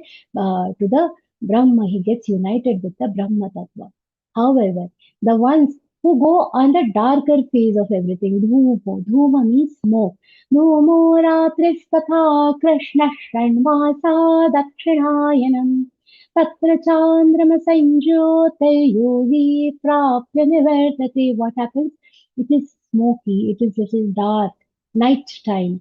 Or if they have gone in the Krishna Paksha is slightly the darker phase when the moon is from Purnima to Amavasya. And Dakshinayanam, it is when the sun is in the southern hemisphere. Dakshinayanam. This path is what it is known as Chandramasang. It is known as the lunar path, where people might not be able to attain the Brahma Tattva. They'll attain the Chandra Lok and other loks, other worlds. Yogi Prapti Nivartate. They will reach that world and Nivartate, they have to return to this human birth. But when they return, what will happen? They will remember, because they are ultimately what? They are yogina. They are yogis. Because they are yogis, they will know where to start from. And with more tapascharya, what will happen? They will still attain me at some point of time. So both these paths, what Sri Krishna tells about both the paths together, Shukla Krishne Gati Yete Jagata Shashvate Mate Ekaya Yatyana Vrittim Manyaya Vartate Punaha. Both paths are referred to as what? The previous part, Agni Jyoti, that is referred to as Shukla Marga. It is the Devayan Marga, where people will reach the Brahma Tattva, and the other one is what? The Krishna Marga. These both are eternally present there, and by the means of one of these, people might either go and not return, or go and return. These two paths are there for whom? The yogis, again reminding, not for us human beings. The sadhaks who have done that yoga, who have done the yoga, for them these two paths Shri Krishna has told. Now, what Shri Krishna says further, that these two paths are there. The yogis also know, either I will directly reach the Brahma Tattva, or I might not be able to reach the Brahma Tattva. How does it bother a yogi? Does it really bother a yogi? Shri Krishna explains that in the next slok. Naite srati parthajanan yogi mahyati kaschanam tasmat sarveshu kaleshu yoga yukto bhavarjanam. So what Shri Krishna says here is very important. Now we have seen that these are the two paths. One path is directly connecting me to the Brahma Tattva, the other path does not connect me to the Brahma Tattva. But what Shri Krishna says, a real yogi will not get boggled by this. We as sadhaks feel, Are Krishna Paksha mein gaye, oh no, Shukla Paksha mein gaye, what happened? All these things we will think. For the conceptual knowledge, Shri Krishna explained. But he has also told that the real yogi, he will not be boggled by this. Yogi muhyati kashana. The real yogi will not get deluded by any of these paths. He will not worry about these. Sriti refers to the paths. He will not get delusioned by these paths. They will come and go without worrying about whether I have to come back or go, because for them, this bhakti is the ultimate, luxury for them. Getting to do the devotion, getting to be on the path of devotion is what matters the most to them. There is an anecdote about two disciples. These two disciples were sitting there. Their Guru Ji, they asked, "What is it that I want to attain the Brahma Tattva?" He said, "You have to do such and such tapasya." These two disciples started. They went under a tree and they both started. Now this Guruji went to visit his disciples and see what are my students doing. He went to the first one and he said, okay, so he saw he's doing tapasya. The moment the student saw his Gurudev, he said, Namaste, Pranam, Gurudev. I have started doing this tapasya. I want to attain the Brahma Tattva. I want to attain moksha. Guruji said, fair enough, could continue. Then he asked, when will I get? Will I be able to get? When will I get? So Guruji said, how you are sitting under this tree, right? How many leaves are there under this tree? He said, many, countless. I don't know, I have no idea. Countless. He said, then after these many number of births, you will be able to attain the moksha. He was surprised. Oh my God, there is no guarantee how many births. Forget it, it is not worth doing. Now the Guruji went to another disciple.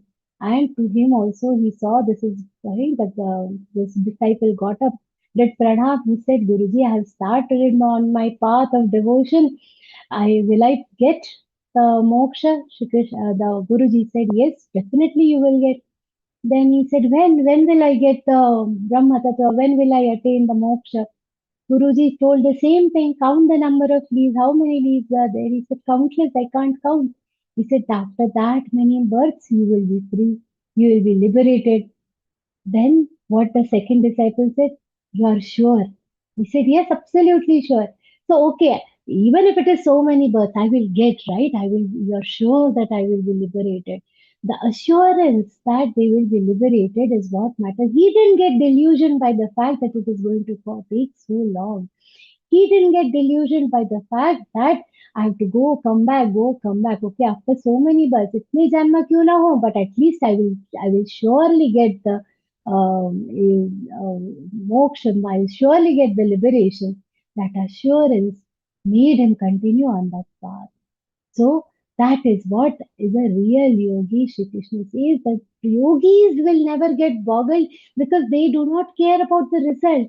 They are not like a sadhak who will be saying, we are learning so much Bhagavad Gita, but still so many problems coming in. That is a very ordinary way of thinking. But the yogis will only focus on the ultimate aim that they have to reach. That is why Shri Krishna says, Tasmat Sarveshu Kaleshu Yoga Yukto Bhavarjana. First thing we have to understand, this sentence starts with a Tasmat. Whenever this statement, whenever a shlok or any charan starts with Tasmat, alert your mind, because Shri Krishna is going to tell something very important. He is going to give an advice or a important advice that you have to follow. Tasmat yogi bhavarjuna. Learngeeta's bodhvakya also. So we have to become yogi. Wherever something is said with tasmat, we have to learn with full focus. Shri Krishna says, tasmat sarveshu kaleshu. Don't be a yogi, temporary yogi. No. Sarveshu Kaleshu, all the time you become a yogi. Yogi means not just doing practice of yoga, not just asana is a very small fragment of yoga. What is actual yoga? The Ashtanga yoga, where by controlling all your sense organs, by giving up all the desires, by the means of keeping a physically fit body, we contemplate upon whom? Upon Bhagavan. Connecting with the Bhagwan is actual yoga. Yoga yukto bhavarjana. Get connected to Bhagwan. Get connected to that Shri Krishna. Vedeshu yajneshu tapassu chaiva daneshu yat punyaphalam pradashtam. Atyeti tat sarvamidau viditva yogi param sthanamapaiti chadyam. Having given the directive, an order to become a yogi, in the end, Shri Krishna is describing the merits of becoming a yogi. What is it? We are constantly doing various kinds of rituals. Vedeshu, Yajneshu, Tapassu Chaiva. We are doing different types of tapasya. Even the day-to-day work that we do, it is a tapasya. Yajneshu, different types of yajna we will do. Vedeshu, we study the scriptures. In all this, then there are other things that we will do. Charity, yes, or charity, or any sorts of charity. Whatever punya phala, whatever good deeds you are earning, they are more, there are any time less than what atyeti tat sarvamidam viditva yogi param sthanamapaiti sadhyam. The fruits that all these righteous deeds are going to give you are pious. They are definitely very, very important. But what the yogi gets is beyond this. Yogi param sthanamapaiti sadhyam. He will get the supreme abode. He will attain that supreme abode. He goes beyond the fruits that are achieved by all these other means. His results, the things that he gets, is beyond all this. So should we stop doing this way, the yajna, tapa, dana, all these things? No, because these are the starting points. It is like saying a nursery child says that I want to become a doctor. And in nursery, he says, I want to become a doctor by first grade. Can we directly give him admission to medical college? Okay, first standard, go give NEET exam and get an admission in medical college. No, that's not possible. He has to go to first grade, second grade, third grade, so on and so forth. And then only he will be eligible to give the NEET after his 12th and all that. So those steps are important. That is why Vedeshi, Agnisha, all these steps are important so that we become eligible to become a yogi.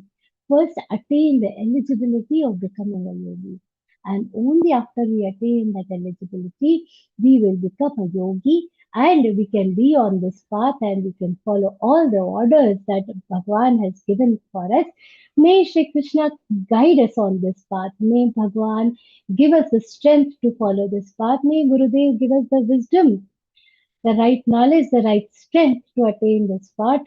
With all that praise at the lotus feet of Shri Krishna and at the feet of Param Pujya Gurudev, I offer this entire discourse at their lotus feet. Hari Om Shri Krishna Arpanamastu. Om Tat Sat Pushpikaregi Om Tat Saditi Śrīmad-Bhagavadgītā Upanishadsu Brahma Vidyāyāṁ Yoga Shastre Shri Krishna Arjuna Samvade Akshara Brahma Yogo Nama Ashtamodhyāyah. Om Shri Krishna Arpanamastu. Om Tat Sat. Shri Gurave Namaha. Jnaneshwar Maharaj Ki Jai. Thank you so much for the patient listening. Jai Shri Krishna. Thank you very much, Shraddha Didi, respected Didi, for the wonderful thought-provoking session. Your presentation was very enlightening, insights imparted were of great and profound knowledge.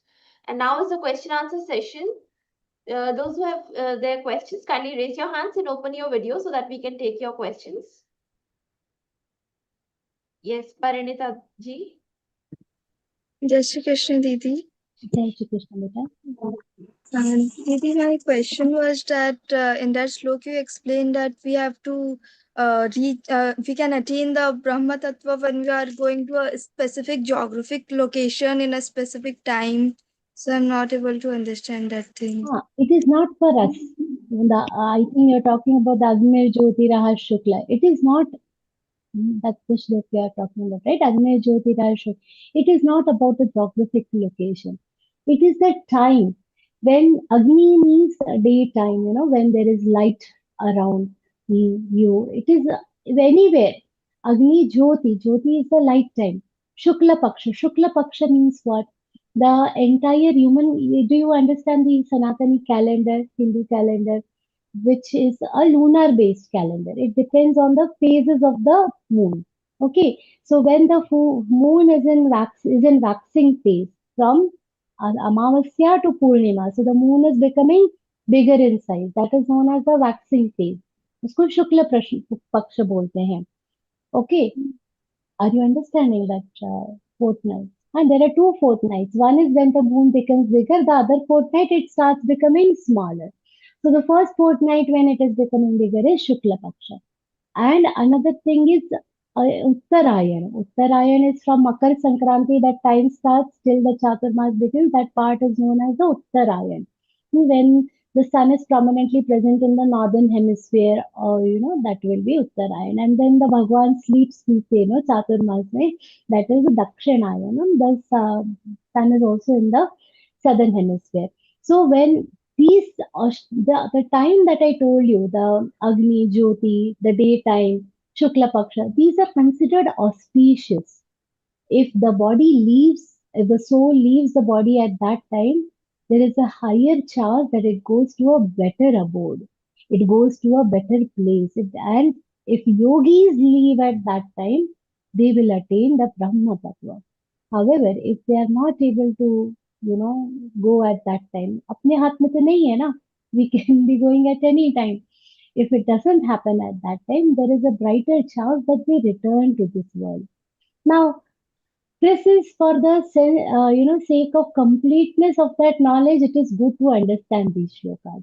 However, we should always remind ourselves that all these things have been said for yogis. Before explaining this Agni Jyoti, what the shlok that Sri Krishna has said, he has said that I am going to tell this for the yogis. We don't fall in this category. These rules do not apply to us. Our next birth and death will be controlled by what? What he has told in the first half of this chapter. Yanyam vapis maran bhavan tyajatyante kalevaram. What we are thinking, we will become. For the normal sadhak, the going and coming will depend on the sixth shloka of this chapter. Yanyam vapis maran bhavan tyajatyante kalevaram. Tantamevaiti kaunteya. Like so, it tantamevaiti kaunteya sadatutbhava bhavita. It will depend on that. But for the yogis, it will be dependent on this. So this entire process of going is different for normal sadhaks and it is different for the yogis. For normal sadhaks, what we had discussed in the previous few sessions. And for the yogis who have done lot of tapasya and have attained that Brahma Tattva by Brahma, knowledge of Brahma, knowledge of that Akshara Tattva, for them we have discussed these last 3-4 shlokas. Got it? I had one more question, and that can we eat food made of refined oil after our Ekadasi fasting, like the next day? Yeah, actually now see, there are no, we are bound with the kind of era that we live in. There is no other option. अब हमारे पास option ही नहीं है. So, see, ideally that filtered oil and all that is a good thing. जितना सात्विक खा सके. Because ultimately, I understand this is for the nourishment of the body. So, after a certain time, we have to compromise with what is available around us. We should keep it restricted, but अब बाकी चीजें जो verge से हैं, non-veg and all these things we should be avoiding at all costs, not eating. All that is having said and done. Whatever is available, refined oil है तो refined है. There is no mention about refined and non-refined, but जितना शुद्ध खा सके, that is always there. How much pure, and not only for Ekadashi, all the time. Whatever best possible we should try to eat for the nourishment of this body. Nothing is mentioned about the Shuddhata in this way. When Bhagavad Gita talk, I am going to answer your question in terms of Bhagavad Gita. In the sense of Bhagavad Gita, what is Shuddha Ahar, what is the right pious food, we have seen in the 17th chapter. Shri Krishna says, what is the sattvic food? What is the food that sattvic people like Ayush Sattva Balarogya, Sukha Preeti Vivardhana, Rasya Smita Sthiraritya Ahara Satvika Priya. So when Shri Krishna is telling this is the sattvic food, we should consider that as the ultimate thing that we should have. That sattvikta we have to maintain. अब उसमें if you are not able to get filtered good that cold pressed oil and you are going with a refined oil, all these आप नहीं है option तो कुछ नहीं कर सकते हैं उसको. But in that also we try to go for something which is Ayush Sattva Balarogya, which is going to build up your body in a positive way, which is going to give strength to your body, which is going to give more longevity to your body. That should be the right choice of the food that we eat.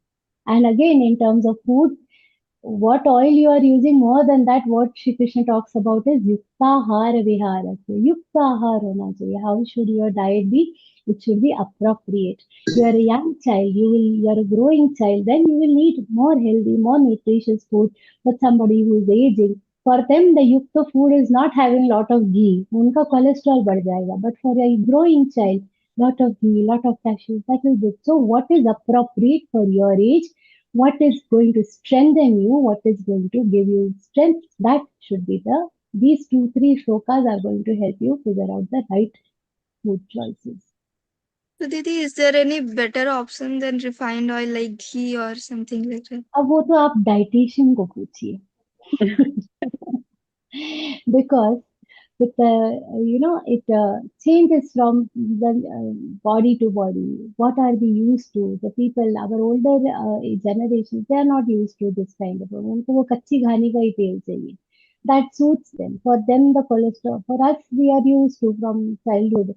So best what is available and what is right for you. You should ask the tagnya of that particular. वो refined oil, ghee, इस सब में मैं नहीं जाऊंगी because ghee is best in all situations. How what kind of ghee also, that is also there, no? Nowadays we don't get very pure ghee. Actually, this is not what we should be discussing here, but ghee may be abhi impurities are added. If it is a homemade ghee, all those parameters come into place. So one is we should, in that much of detailing, we can consult a dietitian. And another thing, it changes from things which are available around your place also. Thank you, Didi.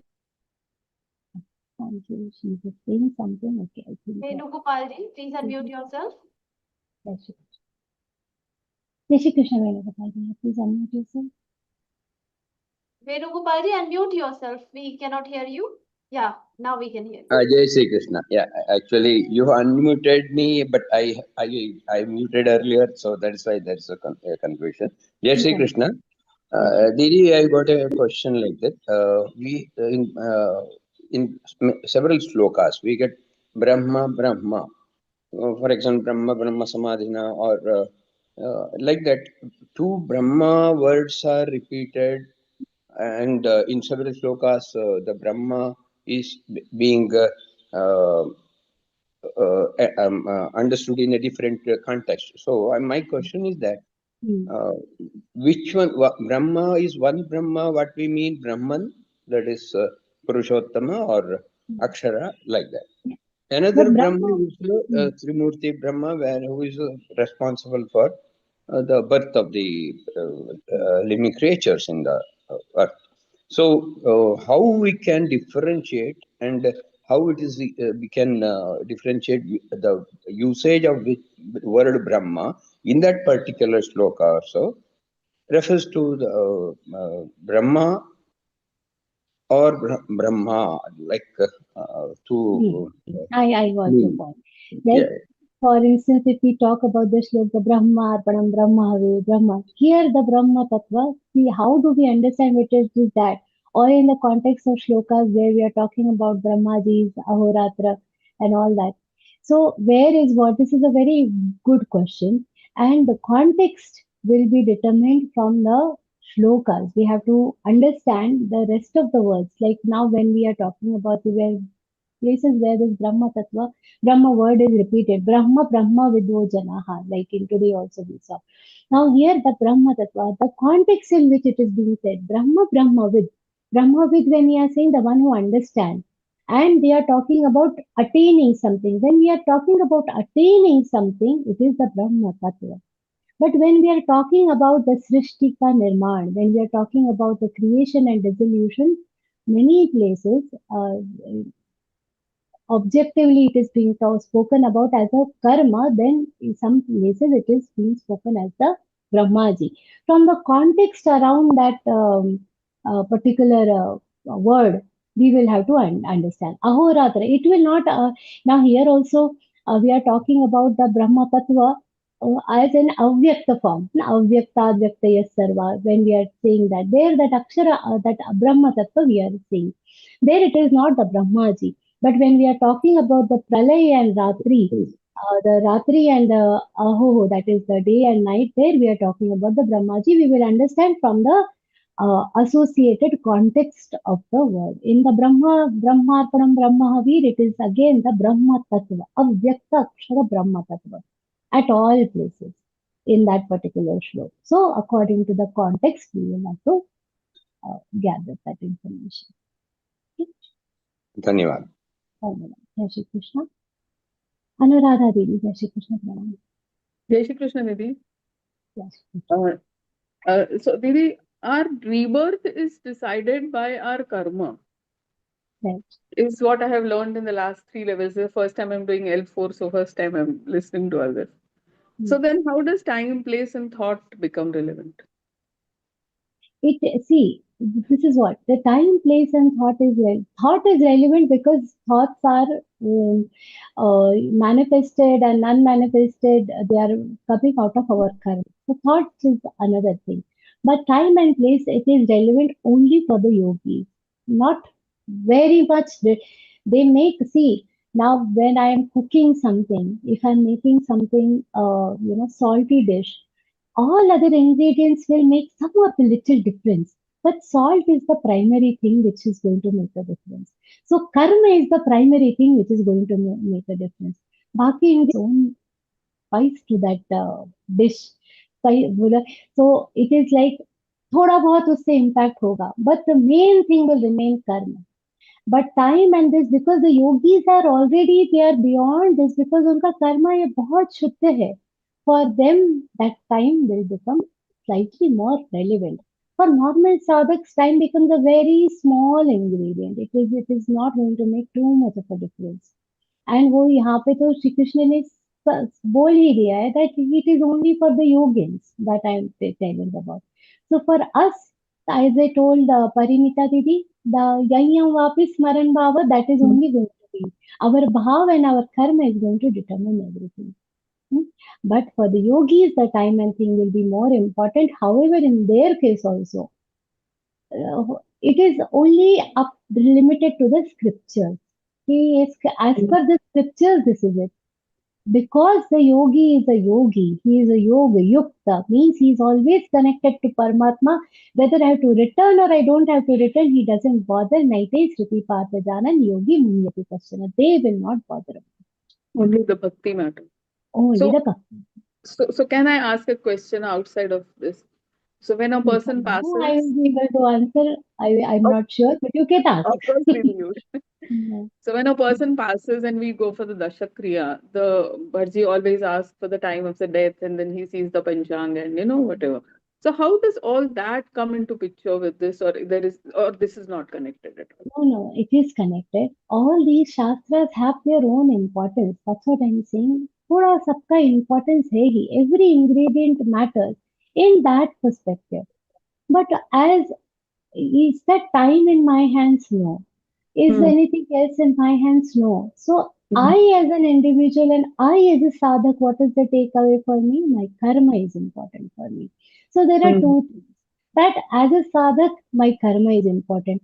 If I am a child of a parent if any of my relative is born, my duty is to ensure that I follow the rituals for them. So at that time, it is जो भी पंडित जी मांग रहे हैं वो देना वो मेरा कर्म है. It becomes my duty to provide and follow the shastra because that is the shastra we don't understand. But we have to follow the orders of Vedas because whatever that pandit ji is also doing, he is doing on the orders of the Vedas, but that is his domain. वो उनका शास्त्र है. that we cannot understand even if we want to. So in that, we don't have to do the hastक्षेप there. Whatever the karma kand tells, we have to follow that. But as a sadhak, ensuring that वो अच्छा ही रहे time, like we see, some sadhaks, I've seen some people who have probably not done so much, but I know one of our uncles, he used to do the Ekura Ekadashi. He has fasted on an Ekadashi. Itna sundar. So automatically it will happen. Then we don't have to bother also.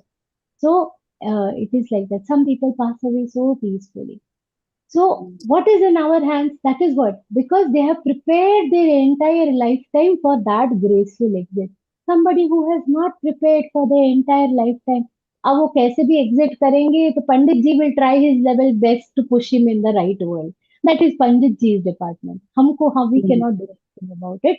As a relative, we have to try to do the best कि भैया ठीक है तुमने किया नहीं किया, we are doing that for you so that you go at the right destination. We are doing our duty. But what we can do throughout the lifetime is try to make a path, try to pave a path for ourselves that our exit is a graceful. Didi, I have one more question. And this is some observation about myself. So I used to be a very, very emotional person. But now I find myself, not reacting emotionally to people and things. So is this a step towards detachment or is it indifference? I want your point of view so that, I can go further on my manana. This is a very beautiful question, and this is something which bothers a lot of us. There are some people who have also shared with me that Didi, from the time we have started this Geeta learning and all, we see ourselves not reacting, and people start feeling that we have become stones. So, हमारे साथ हो क्या रहा है? This one question comes to them, and what I feel is we are not becoming stones because we feel the pain of others, even more so because I know that there is a Ishwar in them. We feel the pain, but we also can hold ourselves back. That I see as a lakshan of Sthita Pragyata or the lakshan of Thairya, the lakshan of yogi. See, this is not going to happen overnight. I'm not going to become a Sthita Prajna. Overnight, I'm not going to become a bhakta. The ideal qualities of a devotee, what Shri Krishna says, sama in sukha dukkha, in whether it is sorrow or have, we are able to keep that steadiness because we know the reality that whatever is the pain that a person is experiencing, we feel whatever we can do to help, we will always try to because we are the best friends for others. But the pain doesn't melt us down, it doesn't break us down because we have learned to contain ourselves. This is a sign of this. See, this characteristic of being samata, जो हम लोगों को आ रही है. When our devotion increases, samata is not something we'll attain in one go. It is not that we will attain overnight. धीरे धीरे आती जाएगी. It will come for distant relatives, then slowly it will come to our relatives, then slowly it will start coming to people very close to us. Slowly it will start coming to ourselves. मुझे ही सुख दुख आ गए तो भी मुझे फर्क नहीं पड़ेगा. Right now we have become a little not indifferent, little robust towards other people's sorrow. उनके हुआ है, it is a distant. Slowly we see that even if the sorrow reaches us, we are able to remain calm and composed. These are the different ladders. That level of samatha, that level of sthirata, stability, we are attaining as a part of our devotion, the path that we are on. This is not indifference. It is that we are going the path of stability. And let it never become indifference. Don't become so jnani, so intelligent that nothing will, make you feel sad. दर्द तो होता है. We also feel the pain. We know, we try our level best to reduce the pain of others. We should always try. A devotee is not unemotional. He is just Sthira. He is just Sthira. And gradually that stability is coming. It is just that. So this is more about stability, sthirata than indifference. Then, yes, you are able to hold yourself in states of sorrow as well as in the states of happiness. See, I'm adding a disclaimer. Now, in the states of sorrow, holding yourself also in state of happiness, because happiness में ज़्यादा नुकसान हो जाता है. Because we become egoistic in happiness. If we are able to contain ourselves in happiness, then also it's the samatya. So whatever is happening to you in times of sorrow, ensure it is happening in times of happiness also. Happiness also. That's a very Thank you beautiful. very much, Didi. Jai Shri Thank you. Jai Shri Krishna Pranam. Jai Shri Krishna Pranam, Vinita Didi. Yes, Vinita Didi. Jai Shri Krishna Didi. Jai Shri Krishna. My question is about the 14th shalok. You had said that is this shalok also pertains to a yogi or to a normal person who's sadhak, who's remembering God constantly, but at the last moment, maybe This because is of any various for reasons? both. This is for both. This is also for yogi and this is also for a normal person. But Ananya Chetasa, this is for both. This is for yogi also and this is for a normal person also. A normal person also, if he is able to remember Bhagwan at his last minute, he will attain God. He will attain this, and that he has said in the is sixth shlok also. Yanyam vapis smaran bhava. If he is at remembering God, he will attain me. Same thing he has said here. If Yomam Smarati Nityasha, if they are retaining, they will remember me at the last moment also, they will attain me. But this is Anandi Cheta Satata Yomam Smarati Nityasha throughout the life who remembers me. This is for yogis also, this is for sadhaks also. It is for both. It applies to all. But at the last moment, whatever the reasons may be, the mind just goes off. Then, Exactly, yeah. I no, exactly but then, told it. sorry for cutting you. You had also said a devotee who's remembering him nitya and satatam, he'll make sure that he will come into my mind or make Hmm. me remember him. You know the question and you also know the answer.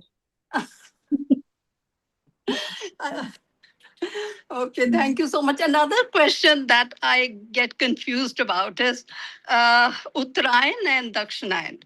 Because Uttarayan is the light, when you pass in the light. Any ordinary person leaving the body during the light reaches what state? Unordinary, because this aapne bola is for a yogi, not for ordinary people. But if ordinary persons leave their body during the Uttarayan, what happens? For ordinary people, it will depend on their karma also. Primarily, because what was it said? See, as I told Didi earlier, that it depends on what this Uttarayan Dakshina, as I told, that the prime ingredient will be karma for the sadhak. It won't be, it will make a difference. If his karma is good, his devotion is good, automatically God will ensure that that time of exit is also allow according to it. But for a normal person, if he is going on any of those good pious moments, he will get the benefit of it anyways. It's a pious time in him. And however, see, don't be driven by these things. What I would also like to say is, these things are good for scriptures, good to know. All that. Having said that, it is not in our hands also. It is something that we shouldn't be driven by. It is something we should know, but we should strive that our karma should be such that God is also ensuring that, how the Bhishma Pitama, there was because of his karma, he got that Ichha Mrityu Vardhan and all these things. So we also maybe, get that much, we go so much on the path of the devotion that Bhagwan makes such a good arrangement for us also. All that matters, it matters to a certain extent, definitely, but we should not be our driving forces. We should not be our driving force. Thank you so much. Thank you so much, Didi. Thank you. Jai Shri Krishna, very beautiful questions. I think we are done with the questions, Didi. I extend my heartfelt gratitude. to you, Didi, for the wonderful thought-provoking session once again. It's our challenge and practice to apply all this knowledge imparted by you in our lives. I would like to thank each and every one of the Geeta Sadhakas for attending the session today. We'll meet again in the next week's enlightening session. And I'll also thank the very hard-working, vigilant technical team for their continuous efforts in making the session a great success. Now to offer the prayer once again in the lotus feet of Sri Hari, I would like to invite Rakhi Mukherjee ji from Kolkata, who is in service. Her interests are music. She's educated as graduate and she joined Geeta Pariwar in December 2024. She's giving the seva of L1 trainer. Welcome Rakhi Didi. Jai Shri Krishna. योगेशं सच्चिदानन्दं वासुदेवं व्रजप्रियं धर्मसंस्थापकं वीरं कृष्णं वन्दे जगद्गुरुं कृष्णं वन्दे जगद्गुरुं. Jai Shri Krishna. Thank you, Didi, for the beautiful prayer. And now is the time for Hanuman Chalisa.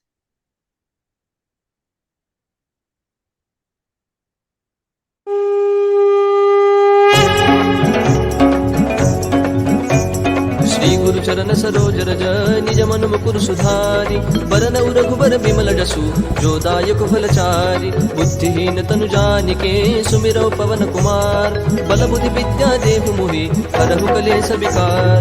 जय हनुमान ज्ञान गुण सागर जय कपीस तिहु लोक उजागर रामदूत अतुलित बल धामा अंजनी पुत्र पवन सुत नामा महावीर विक्रम बजरंगी कुमति निवार सुमति के संगी कंचन बरन विराज सुबेसा कानन कुंडल कुंचित केसा हाथ वज्र औ ध्वजा विराजय कांधे मूंज जनेऊ साजय शंकर सुवन केसरी नंदन तेज प्रताप महाजगवंदन विद्यावान गुणी अति चातुर राम काज करिबेको आतुर प्रभु चरित्र सुनिबेको रसिया राम लखन सीता मन बसिया सूक्ष्म रूप धरि सियहि दिखावा विकट रूप धरि लंक जरावा भीम रूप धरि असुर सहारे रामचंद्र के काज सवारे लाय सजीवन लखन जियाए श्री रघुवीर हर्षि उर लाए रघुपति कीन्ही बहुत बड़ाई तुम मम प्रिय भरत ही सम भाई सहस वदन तुम रोज सगावै अस कहि श्रीपति कंठ लगावै सनकादिक ब्रह्मादि मुनीसा नारद सारद सहित अहिसा जम कुबेर दिगपाल जहाते कवि कोविद कहि सके कहाते तुम उपकार सुग्रीवहि कीन्हा राम मिलाय राजपद दीना तुम्हरो मंत्र विभीषण माना लंकेश्वर भय सब जग जाना जुग सहस्र योजन पर भानु लील्यो ताहि मधुर पल जानु प्रभु मुद्रिका मेलि मुख माहि जलधि लांघि गए अचरज नाहि दुर्गम काज जगत के जेते सुगम अनुग्रह तुमरे तेते राम दुआरे तुम रखवारे होत न आज्ञा बिनु पैसारे सब सुख लहै तुम्हारी सरना तुम रक्षक काहू को डरना आपन तेज समारो आपै तीनों लोक हाकते कापै भूत पिशाच निकट नहीं आवै महावीर जब नाम सुनावै नासै रोग हरै सब पीरा जपत निरंतर हनुमत बीरा संकट ते हनुमान छुड़ावै मन क्रम वचन ध्यान जो लावै सब पर राम तपस्वी राजा जिनके काज सकल तुम साजा और मनोरथ जो कोई लावै सोई अमित जीवन फल पावै चारों जुग प्रताप तुम्हारा है प्रसिद्ध जगत उजियारा साधु संत के तुम रखवारे असुर निकंदन राम दुलारे अष्ट सिद्धि नो निधि के दाता असबर दीन जानकी माता राम रसायन तुम्हारे पासा सदा रहो रघुपति के दासा तुम्हारे भजन राम को पावै जन्म जन्म के दुख बिसरावै अंत काल रघुवर पुर जाई जहाँ जन्म हरि भक्त कहाई और देवता चित्तन धरई हनुमत से सर्व सुख करई संकट कटई मिटई सब पीरा जो सुमिरै हनुमत जो सत बार पाठ कर गोई छूट ही बंदी महासुख होई जो यह पढ़ हनुमान चालीसा होय सिद्धि साखी गौरी सा तुलसीदास सदा हरि चेरा की जयनाथ हृदय महडेरा पवन तनय संकट हरन मंगल मूर्ति रूप राम लखन सीता सहित हृदय बसहु सुर भूप सियावर रामचंद्र की जय पवन सुत हनुमान की जय. Jai Shri Krishna, Didi. Jai Shri Krishna, everyone. Thank you so much. Thank you for your pleasant presence.